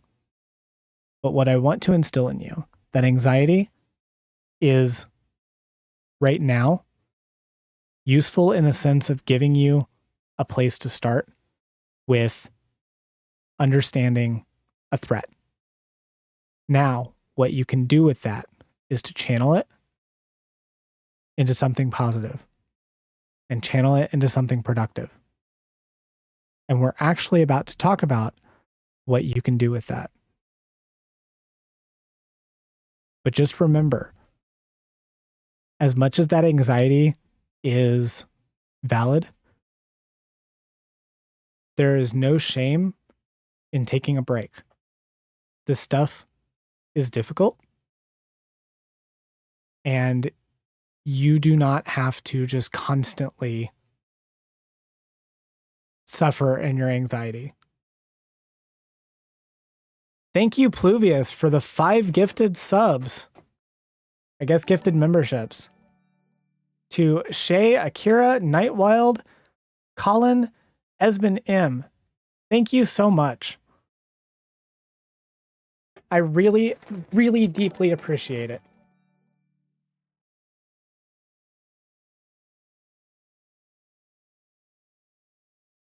Everyone needs to decompress after a good rant, so shut up and take my money.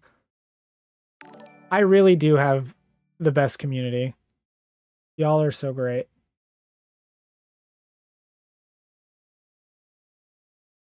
Okay.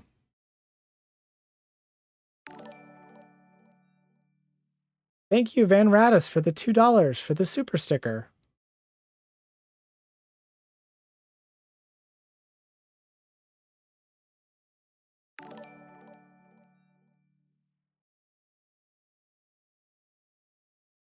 If you're liking the stream, consider donating.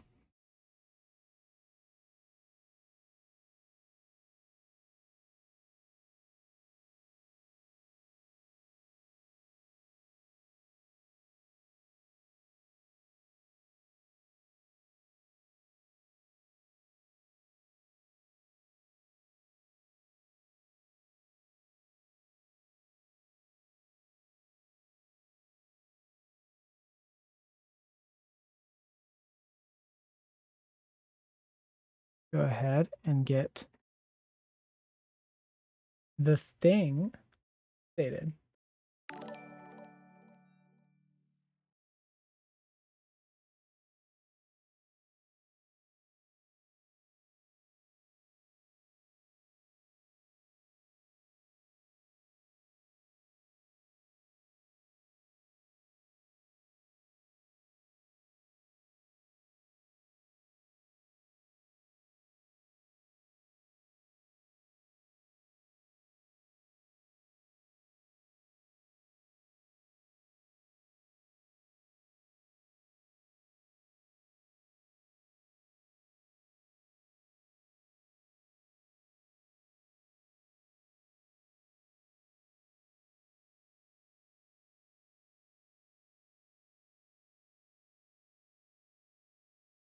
Need to see the amount that was just spent.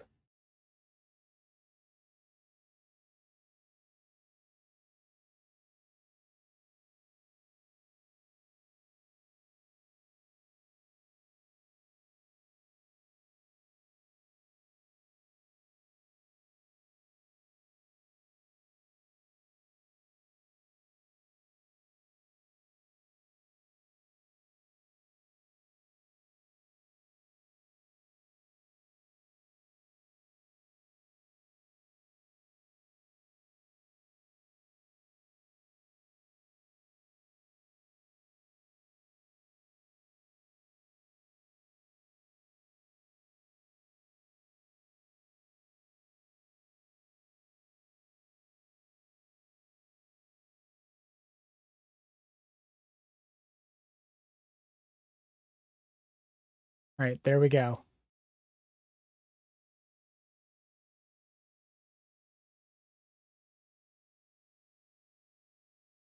$42 in. Only a little over $200 to get me to play Fallout New Vegas.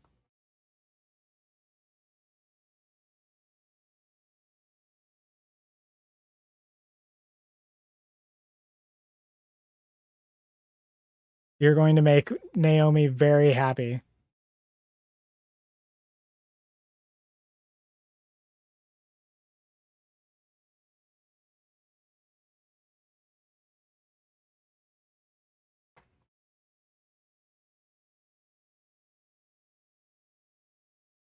Also, for all of those members who were just added, so we got a lot of gifted memberships in the last couple of days. And for all of you who were just gifted some memberships, it might be worth detailing what you get.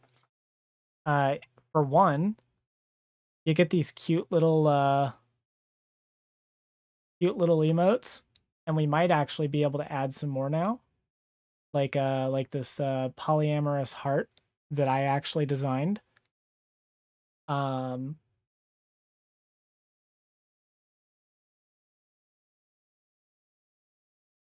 You can have blow high.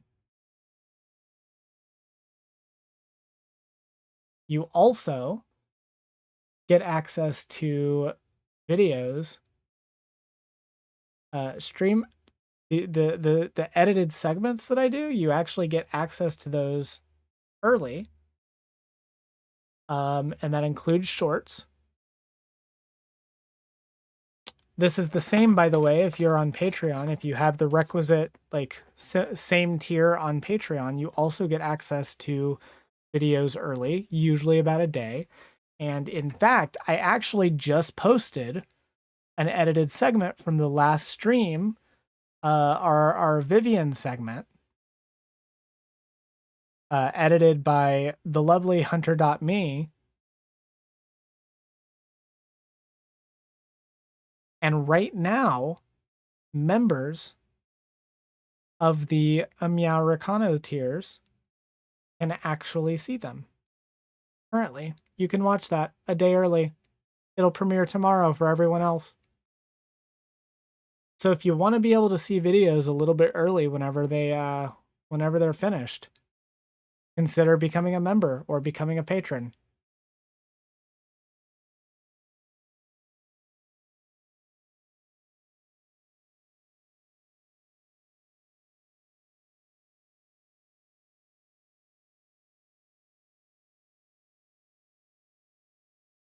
You know, I never actually did iron the pride flag on stream. I probably do need to do that at some point. At this point, we've probably already met that goal like twice over. Good night, literal Laura.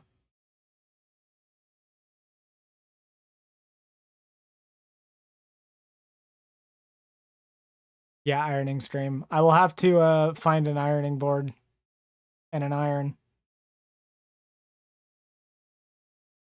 You're only getting one flag though. You have to pick one. I'll let the community pick which flag.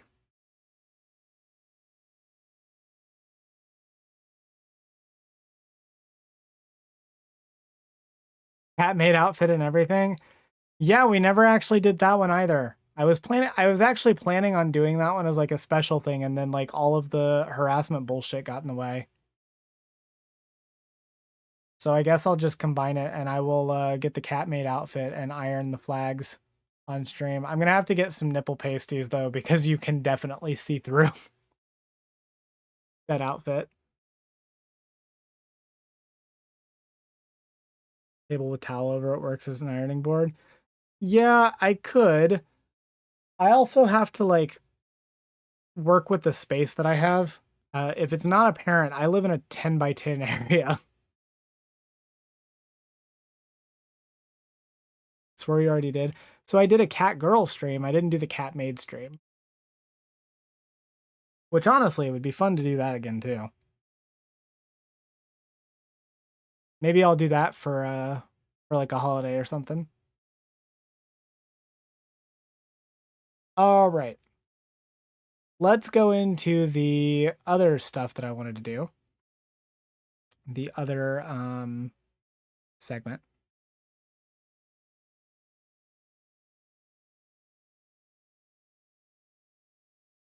Our 4th of July present.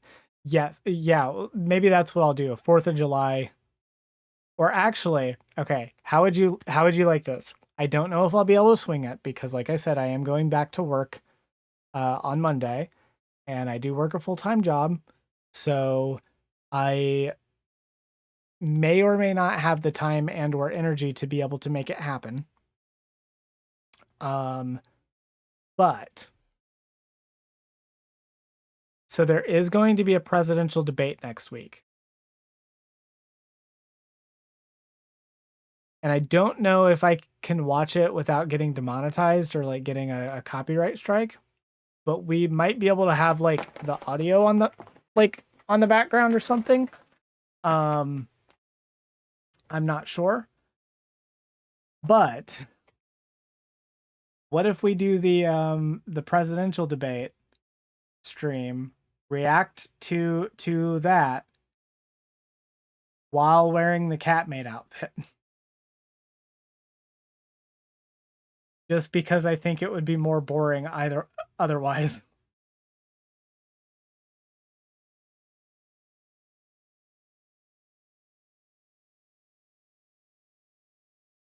If I could swing it. Like I can't guarantee anything because it will be determined by my work schedule. Which because I'm not like fully on the schedule yet, because I literally just got off of a leave, I don't exactly know which days I'm working next week other than I'm going in on Monday. And I made it like if I work that day beforehand, I might just be too tired to do it. But I might be able to like, even if we do like watching the VOD of the stream later rather than reacting to it live, I could do it with the cat maid outfit.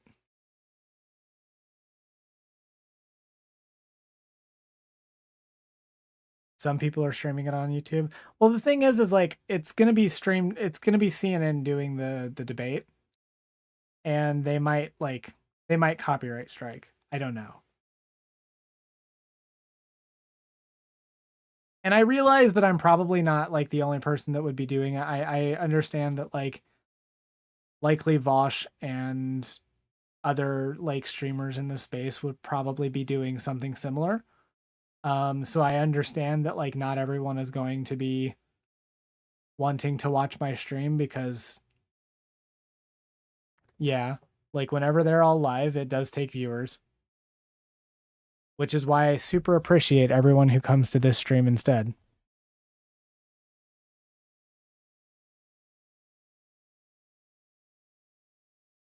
But we could do it. Okay, but hear me out. Vosh doesn't wear a cat-made outfit. That is true. If Vosh wore a cat-made outfit, I would probably understand if you all went to his stream instead of mine.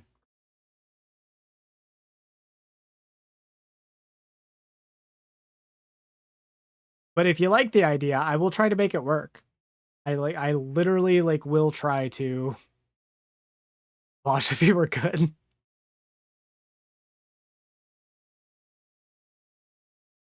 I will try to make something like that work.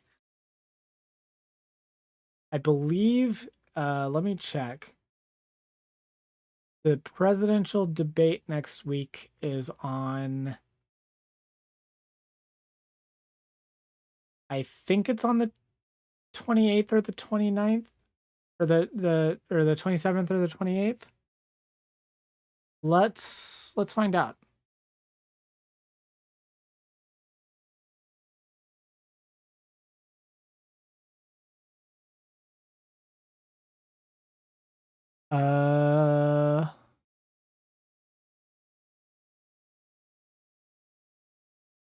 June 27th, which is next Thursday. So my guess is that it would be easier for me to stream on Wednesday than Thursday. Just based on what I already currently know. But I might be able to make that work. And if everyone would like it, we could do the cat-made outfit and react to the presidential debate.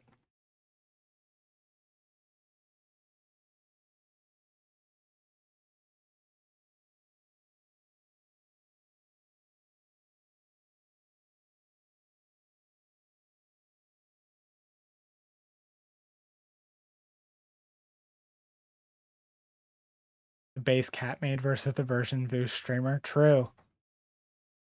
This is why you should always all be watching me instead.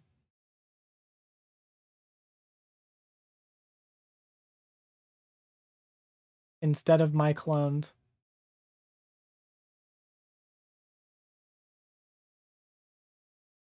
All right, let's actually do the other segment.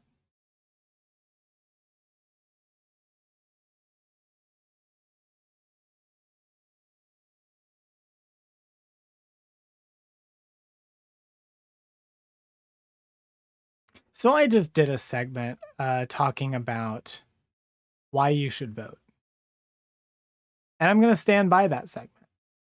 But a lot of people are probably going to hear all of that and go down the line of, well, voting isn't everything.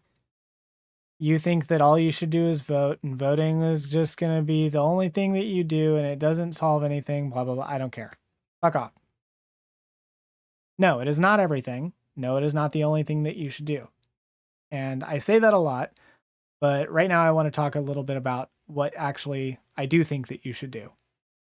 And it's not just like,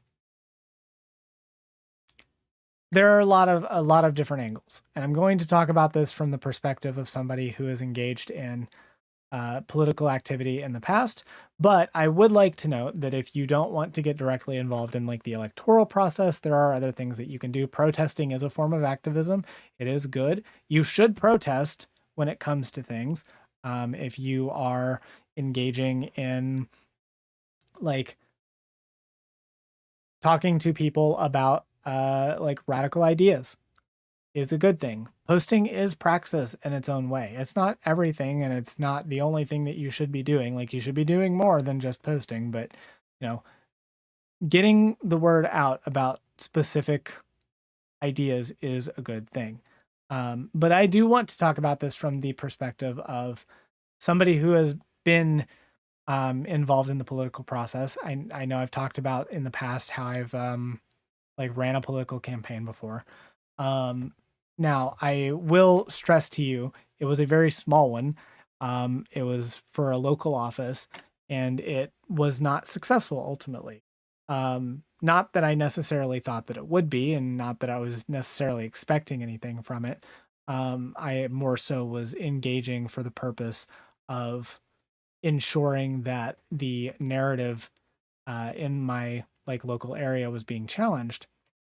But it is still something to do and still something that I would advocate for. And that is what I want to talk about today are the things that you can do as far as political organizing when it comes to actually engaging with the electoral system.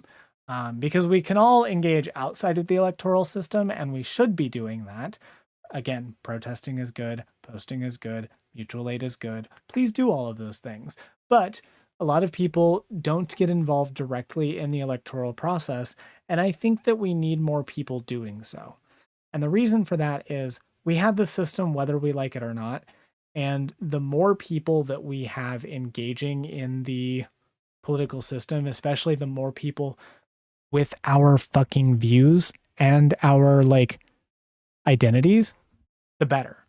It's always better to have more queer people in office. It's always better to have more leftists challenging conservatives and liberals. And it's always good to be pushing those ideas a little bit more to where they become more normalized, and especially in your local communities. Now, I have mixed feelings on the idea of running campaigns for like third parties or for independent things. I've seen them be successful mostly in local elections, and that's the reason why I have mixed feelings, because at the national level, they really aren't all that viable, but you really do have a higher chance of actually like winning an office in a third party or in an independent as an independent if you're like running in your local community.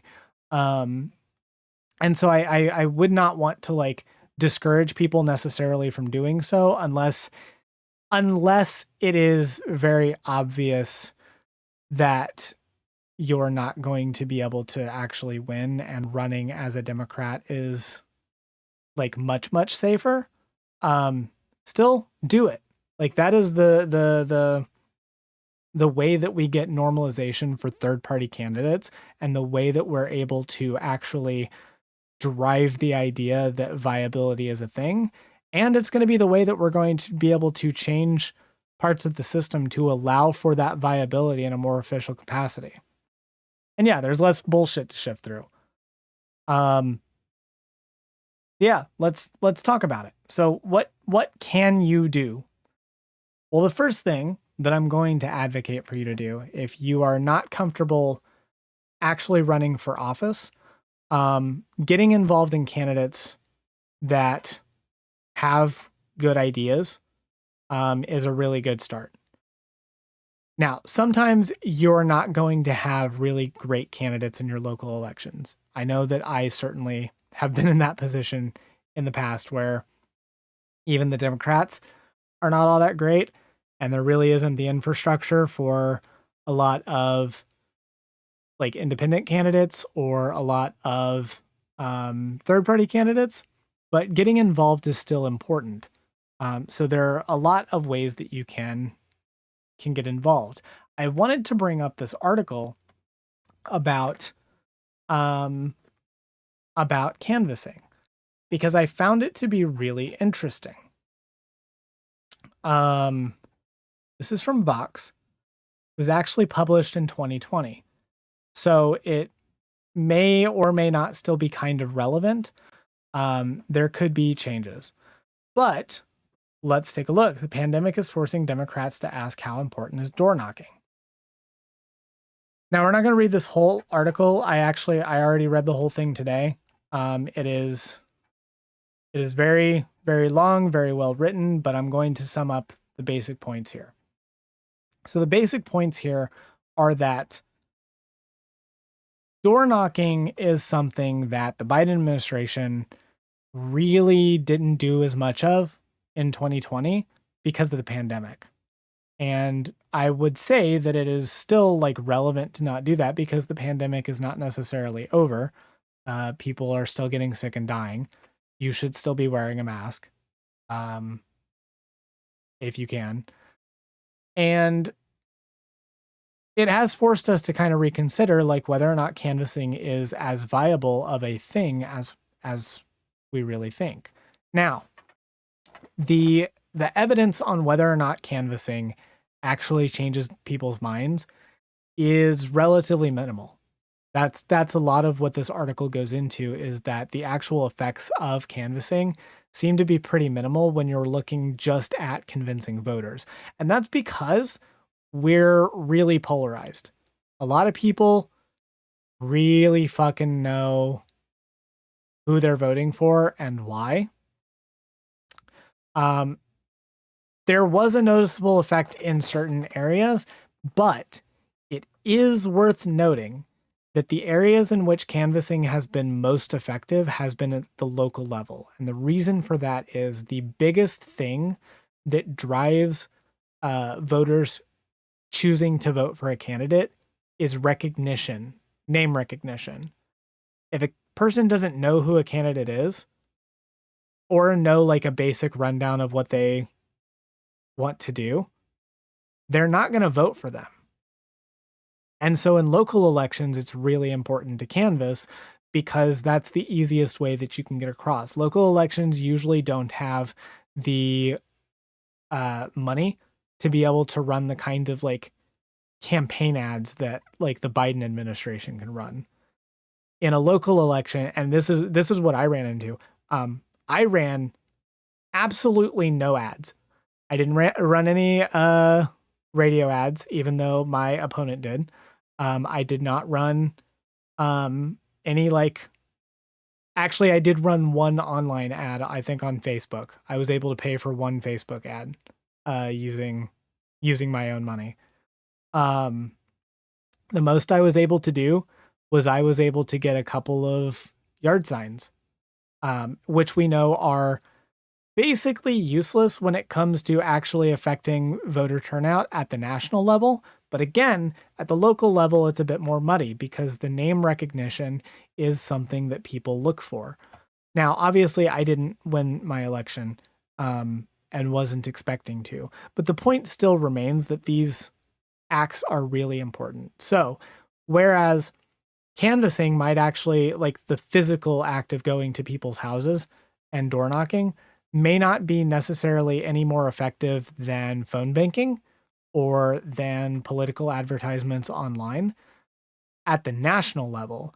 At the local level, it's still important. And I want to talk about this from the perspective of the local level because I'm not really expecting that most of you are going to really feel all that compelled to volunteer for Biden.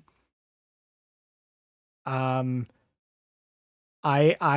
not really feeling all that compelled to volunteer for Biden beyond the shilling that I've been doing by telling people to vote for him. The reason for that is I don't really feel all that like energized by him. I don't want Biden to be president. I want him to be president over Trump. And that I think is fine. So I'm not going to try to convince you to get out there and like literally be riding with Biden.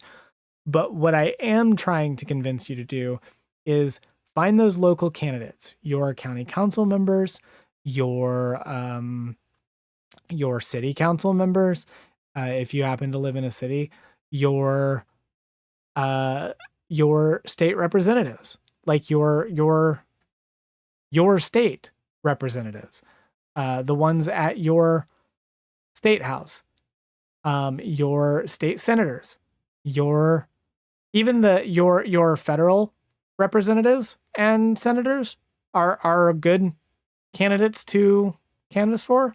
Your governor's offices. These are like, obviously we're getting away from the realm of local elections, but your local elections and your state elections are really super important with this stuff because the name recognition is important. And canvassing, phone banking, even doing online work, like some candidates literally do have people whose entire volunteer jobs are just to post about them online. Like, not only can posting be praxis, but it can also be a form of political, like, organizing and political, like, campaign work. It's not just something the candidates have to do. And I would, like, seriously encourage you do that, because, like, in local elections,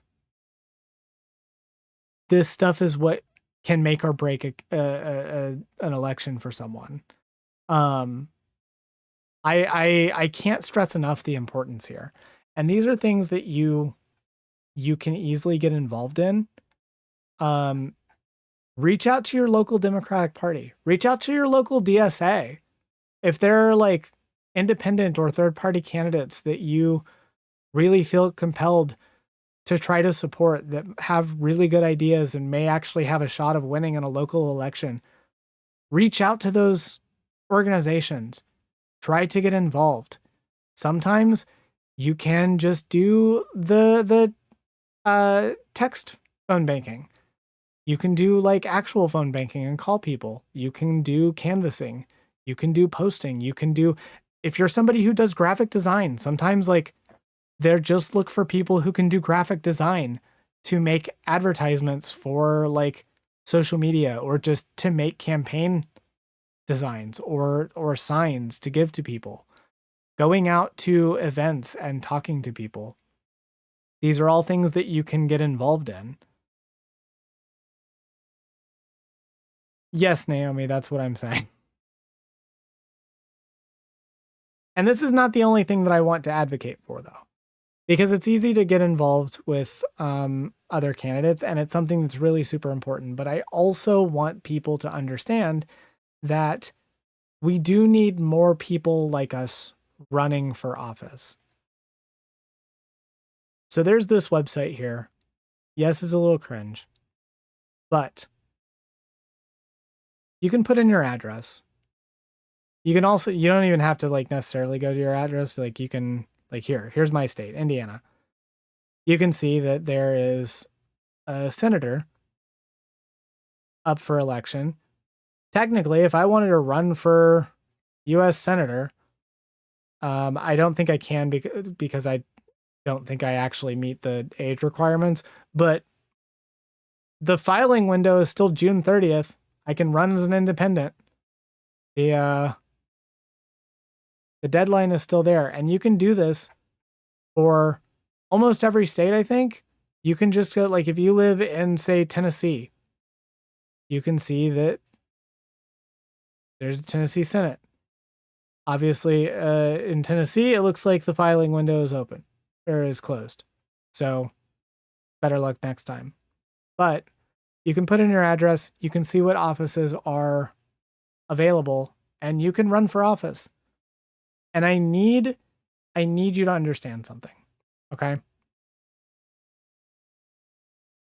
I know that a lot of people get hesitant about this idea because participating in the electoral system in that direct of a way feels really scary. It also feels like it doesn't really do anything.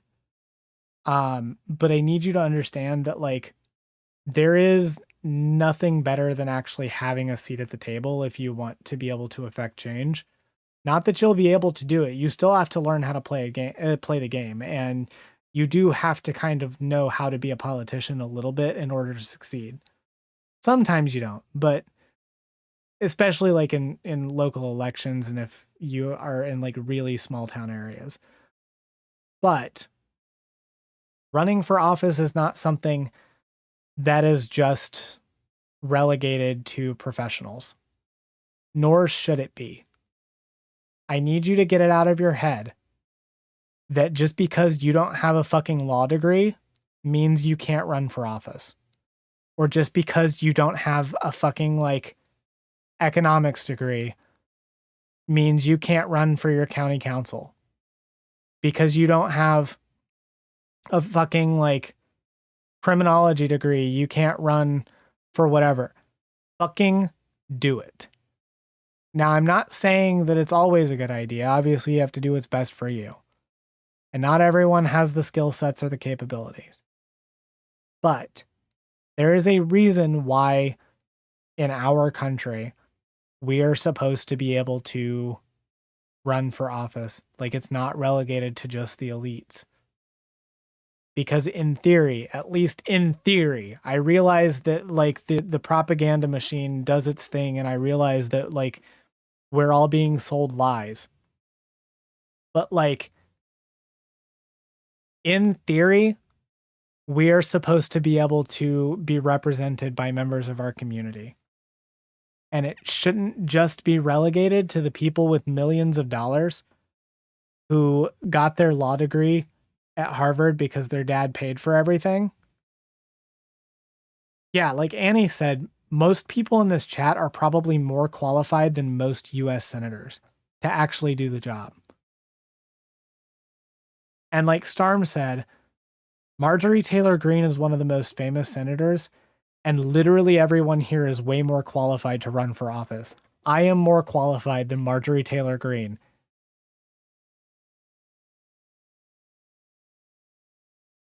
Have you ever listened to local politicians? Most of them are fucking idiots. If you've got half a brain, you're overqualified. True. Most local politicians don't know fucking anything about anything. Most local politicians could like face the runaround by any member of this chat. And now I'm not saying that like it's necessarily right for you to run for office.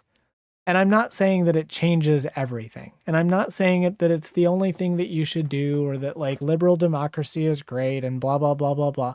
But what I am saying is that having more members of the queer community, having more people of color, having more marginalized people, more people who are disabled, more people who struggle with mental illness, having more people who fall into the non-conventional, non-neurotypical, non-cis heteronormative structures of society running for office and winning is fucking huge, especially at the local level. I'm not saying that all of you should run for United States Senator or that any of you should run for president.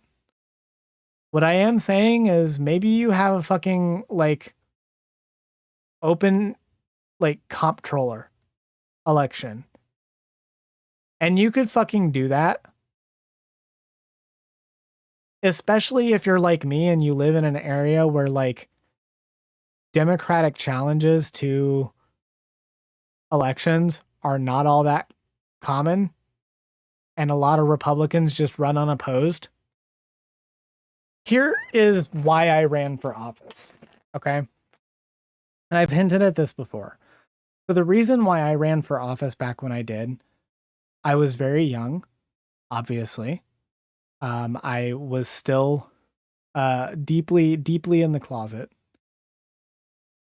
And the reason I ran was not because I thought that I was necessarily qualified to do the job, or necessarily because I thought that I was going to win. The reason I went, the reason I ran was because in my like county, elections just go unchallenged. Republicans just run, and there's usually 2 or 3 of them, and they all run, and there's no Democrats running in any of these elections. And they just win, and they just do things and have no challenges to any of what they're doing, and nobody talks about what they're doing. Nobody focuses on them. And so it's news when somebody challenges them. And so I had a unique opportunity to have eyes on me and to just push for a conversation. And it worked. Like, people had to address my statements. And I still lost, but I would do it all over again. I've considered doing it again. Not that I necessarily think that I have a higher shot of winning now being a trans woman than anything else, but the point is, even if you're not going to win, it is still sometimes worth doing just for the fact that people then have to take you seriously, and you get the ability to kind of control the narrative a bit. Because when you live in an area where conservatives just fucking run unopposed, you actually get to control the narrative because the eyes are on the person challenging them. And it's a really unique opportunity. And again, I'm not trying to push anyone into doing anything that they're not comfortable with or anything that they necessarily don't feel like they're qualified with. But I would like to advocate.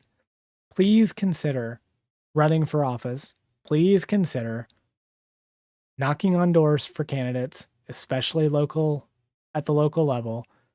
Consider phone banking, consider volunteering in some fashion. Candidates will often, like, especially like local ones, because volunteers are like hard to come by. Candidates will often be really appreciative of anyone who's willing to volunteer, and you often get to know like some really cool people. Not that I want people to treat like volunteering and political activism as a social club, but it also does build connections. You do get to know a lot of people, and it does get you an in with a lot of like really cool places. Like maybe you don't have like the drive to do any like serious political work as your job. But working in local elections will get you connections. You will be able to like meet some people that maybe if you did want to work and like actually like work in a national office, you could do that.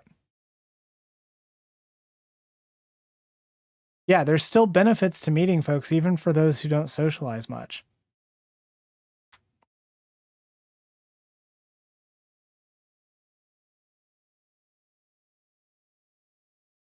And it's just super important to do all of this stuff. Now I'm going to put this link in chat.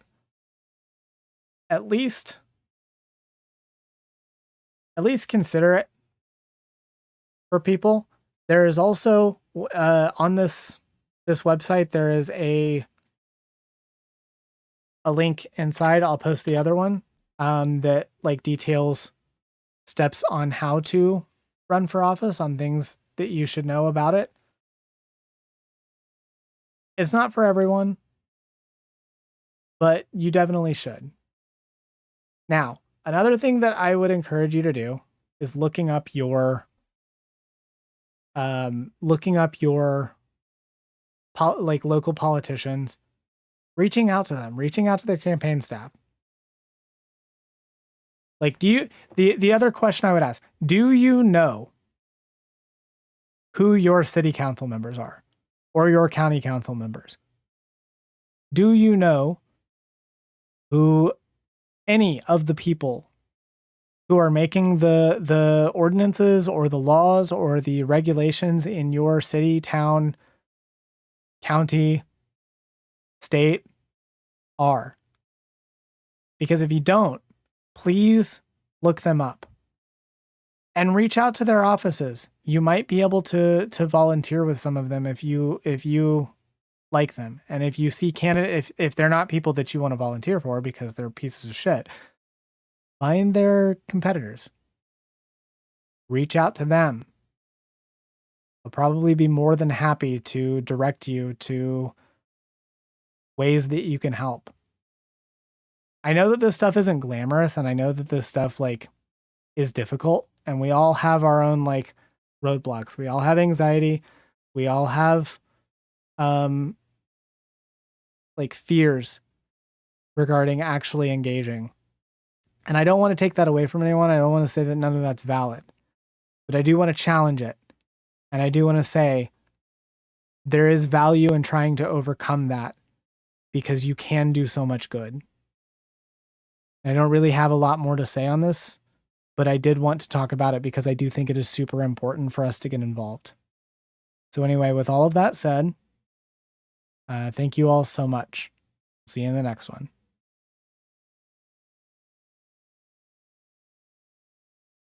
Hell yeah. Fucking go.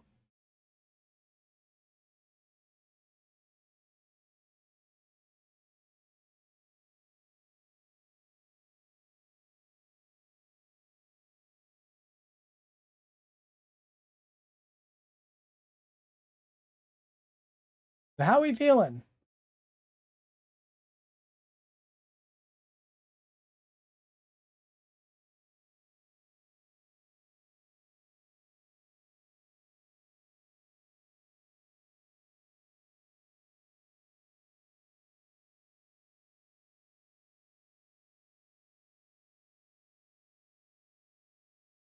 Feeling good? Okay. We got one more thing to talk about. This actually came up today, and I felt it was probably worth actually looking into. I don't know if I'm going to be able to be like super long with it because I still need to look into the full thing. Actually, you know what? I might save this. I might look into it a little bit more before I actually like talk on it. It's probably better that way. I don't want to do a disservice to it. Yeah.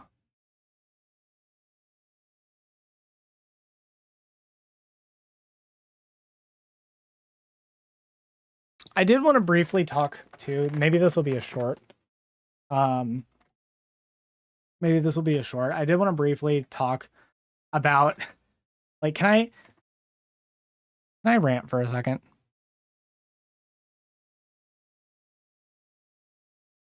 Can we just like acknowledge that it is super fucking frustrating to advocate for voting for Biden right now? Because every step of the way, I feel like he continues to make a lot of the same mistakes that Hillary did when it comes to how he's engaging with his campaign. Like the fact of the matter, and it's not even just the Palestine issues, though that is like the biggest thing. But like, consider for a second that Biden is not very well liked right now by progressives, and he keeps alienating a lot of people who otherwise probably would vote for him by just picking away at them. And I feel like he treats this election like he's just got it in the bag, because obviously Donald Trump is just so bad and the American people are smart enough to reject him a second time in a row. But it really betrays the fact that like he was elected in the first place. And I really feel like it's dangerous for people to just assume that, because I see the same trend that I saw in 2016 of the media just giving Trump so much fucking attention, so much fucking free media attention, even though a lot of it is negative and a lot of it is focusing on Trump going like through a lot of legal troubles. Does nobody see the danger that Donald Trump being given all this negative attention is putting him in the spotlight again and doing the same thing that happened in 2016, but also the negative attention is being put on something that like the implication for a lot of people is, how could this guy get elected? Because he's like, he could possibly go to jail. And like, please, can we not just assume that the election's in the bag? Like, I'm so tired of watching like the Biden campaign just treat this like they've just got this and like everyone should just vote for them, and like they don't have to do anything to try to like convince us. Like, I spent the whole entire stream shilling for Biden, and I still think you should vote for him, and I still think there's more than enough evidence to support why you should vote for him. But God, do I wish he was like better about making it seem like voting for him is at least justified. Please stop pushing people out. Like you said before, it's normal to be concerned about the results of this election. Yeah. Yeah, I don't want to go like too far into it, but I just wanted to say that. Like, I'm just fucking exhausted.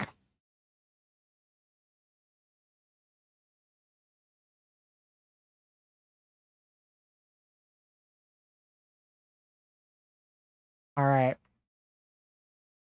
By the way, if you enjoy the stream, consider donating. There are many ways that you can support me. You can donate to my Ko-Fi. You can become a patron on Patreon. You can become a channel member. We've had several gifted memberships today. And if you become a patron or a channel member, you get access to videos early, including one that was just uploaded today. And everyone else will see tomorrow. And if you're at specific tiers, you actually get access to the stream VODs as well. All of my stream VODs are available for about 3 days to a week after the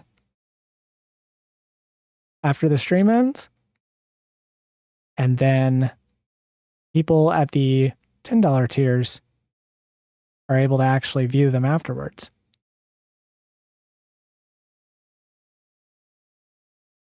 I also do still have a GoFundMe. There is a command for that. I do have a GoFundMe, and that will help if you donate to that instead. It does help with my paying for my gender affirming surgeries and procedures that I have, including my recent bottom surgery and FFS, and my future second round of FFS, top surgery, and skin removal.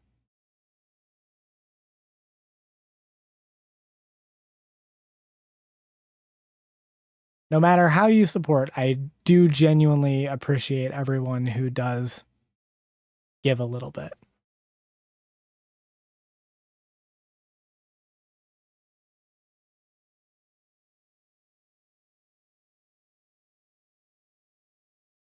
All right. So I know I said potentially some gaming. I don't think we're going to have time. It's already 1 o'clock. I'm very tired. I actually do feel a little bit of a migraine coming on. I think thinking on it, I noticed the signs earlier. But I wanted to stream anyway. So I may want to go ahead and kill the stream a little bit early so I can kind of take care of that, because I really want to be able to stream tomorrow night and I don't want to jeopardize that. Because tomorrow can be a very special stream.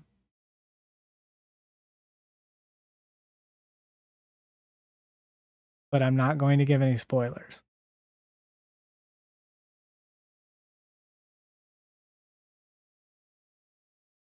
So, with that last little bit of shilling, I'm gonna make that the last call for any donos. We can give it another like couple of minutes just to make it an even 3 hours, I think. Just kind of chill out for a second.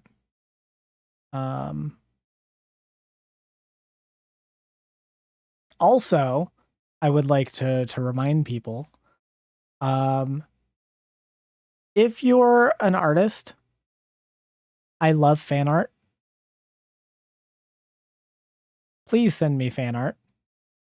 I genuinely would like appreciate it, because I love seeing it. And I have my little like fan art reel during the pre-stream stuff. And I will definitely like put it up there because I love it. I mean, as long as it's like safe for work. You can send me not safe for work fan art too. That's fine, but like the safe for work stuff is what I will show off.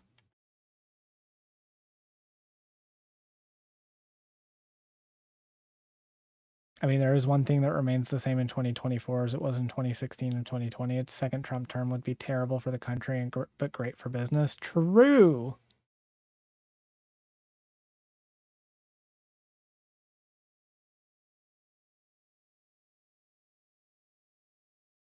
Also, I do have on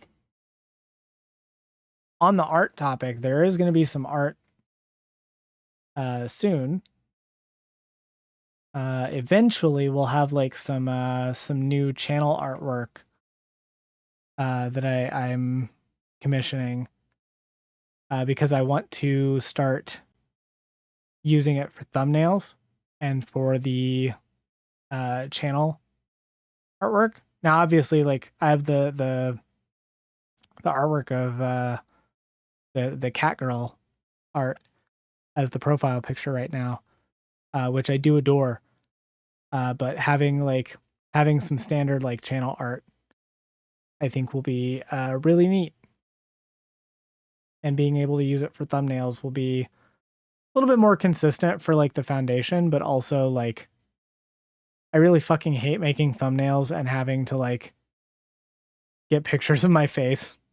Not because like I'm not like obviously gorgeous and looking at me as a privilege, but but mostly because just like the process of doing it is pain in the ass.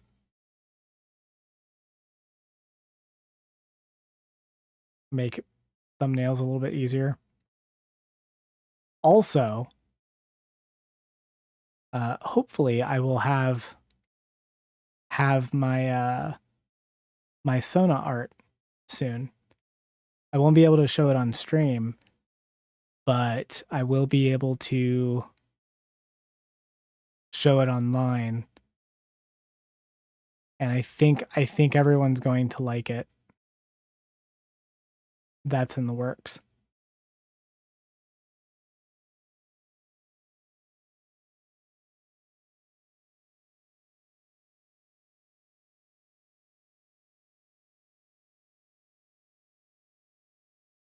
All right.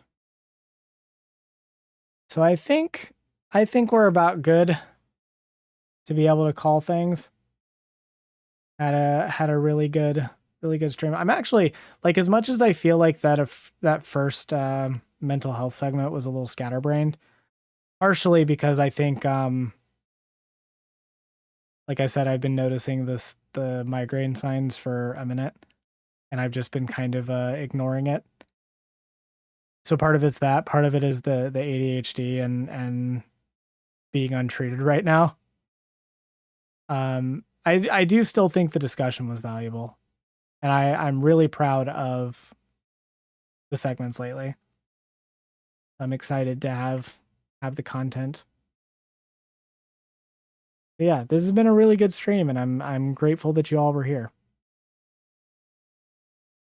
All right, so last call for any donations, super chats, any memberships, or I mean, obviously you can get a membership anytime, and I would encourage you, even if I'm not streaming, you can always get a membership or a Patreon subscription. Those are always good things. But last call for any donations. And otherwise, thank you all for being here. Thank you all for making a really good stream.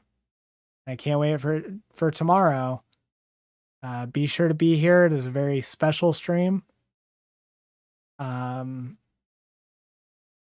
will warn you, it's going to be somewhat heavy, but it is going to be much needed. Long time coming, very cathartic. Yeah. We'll see you all later.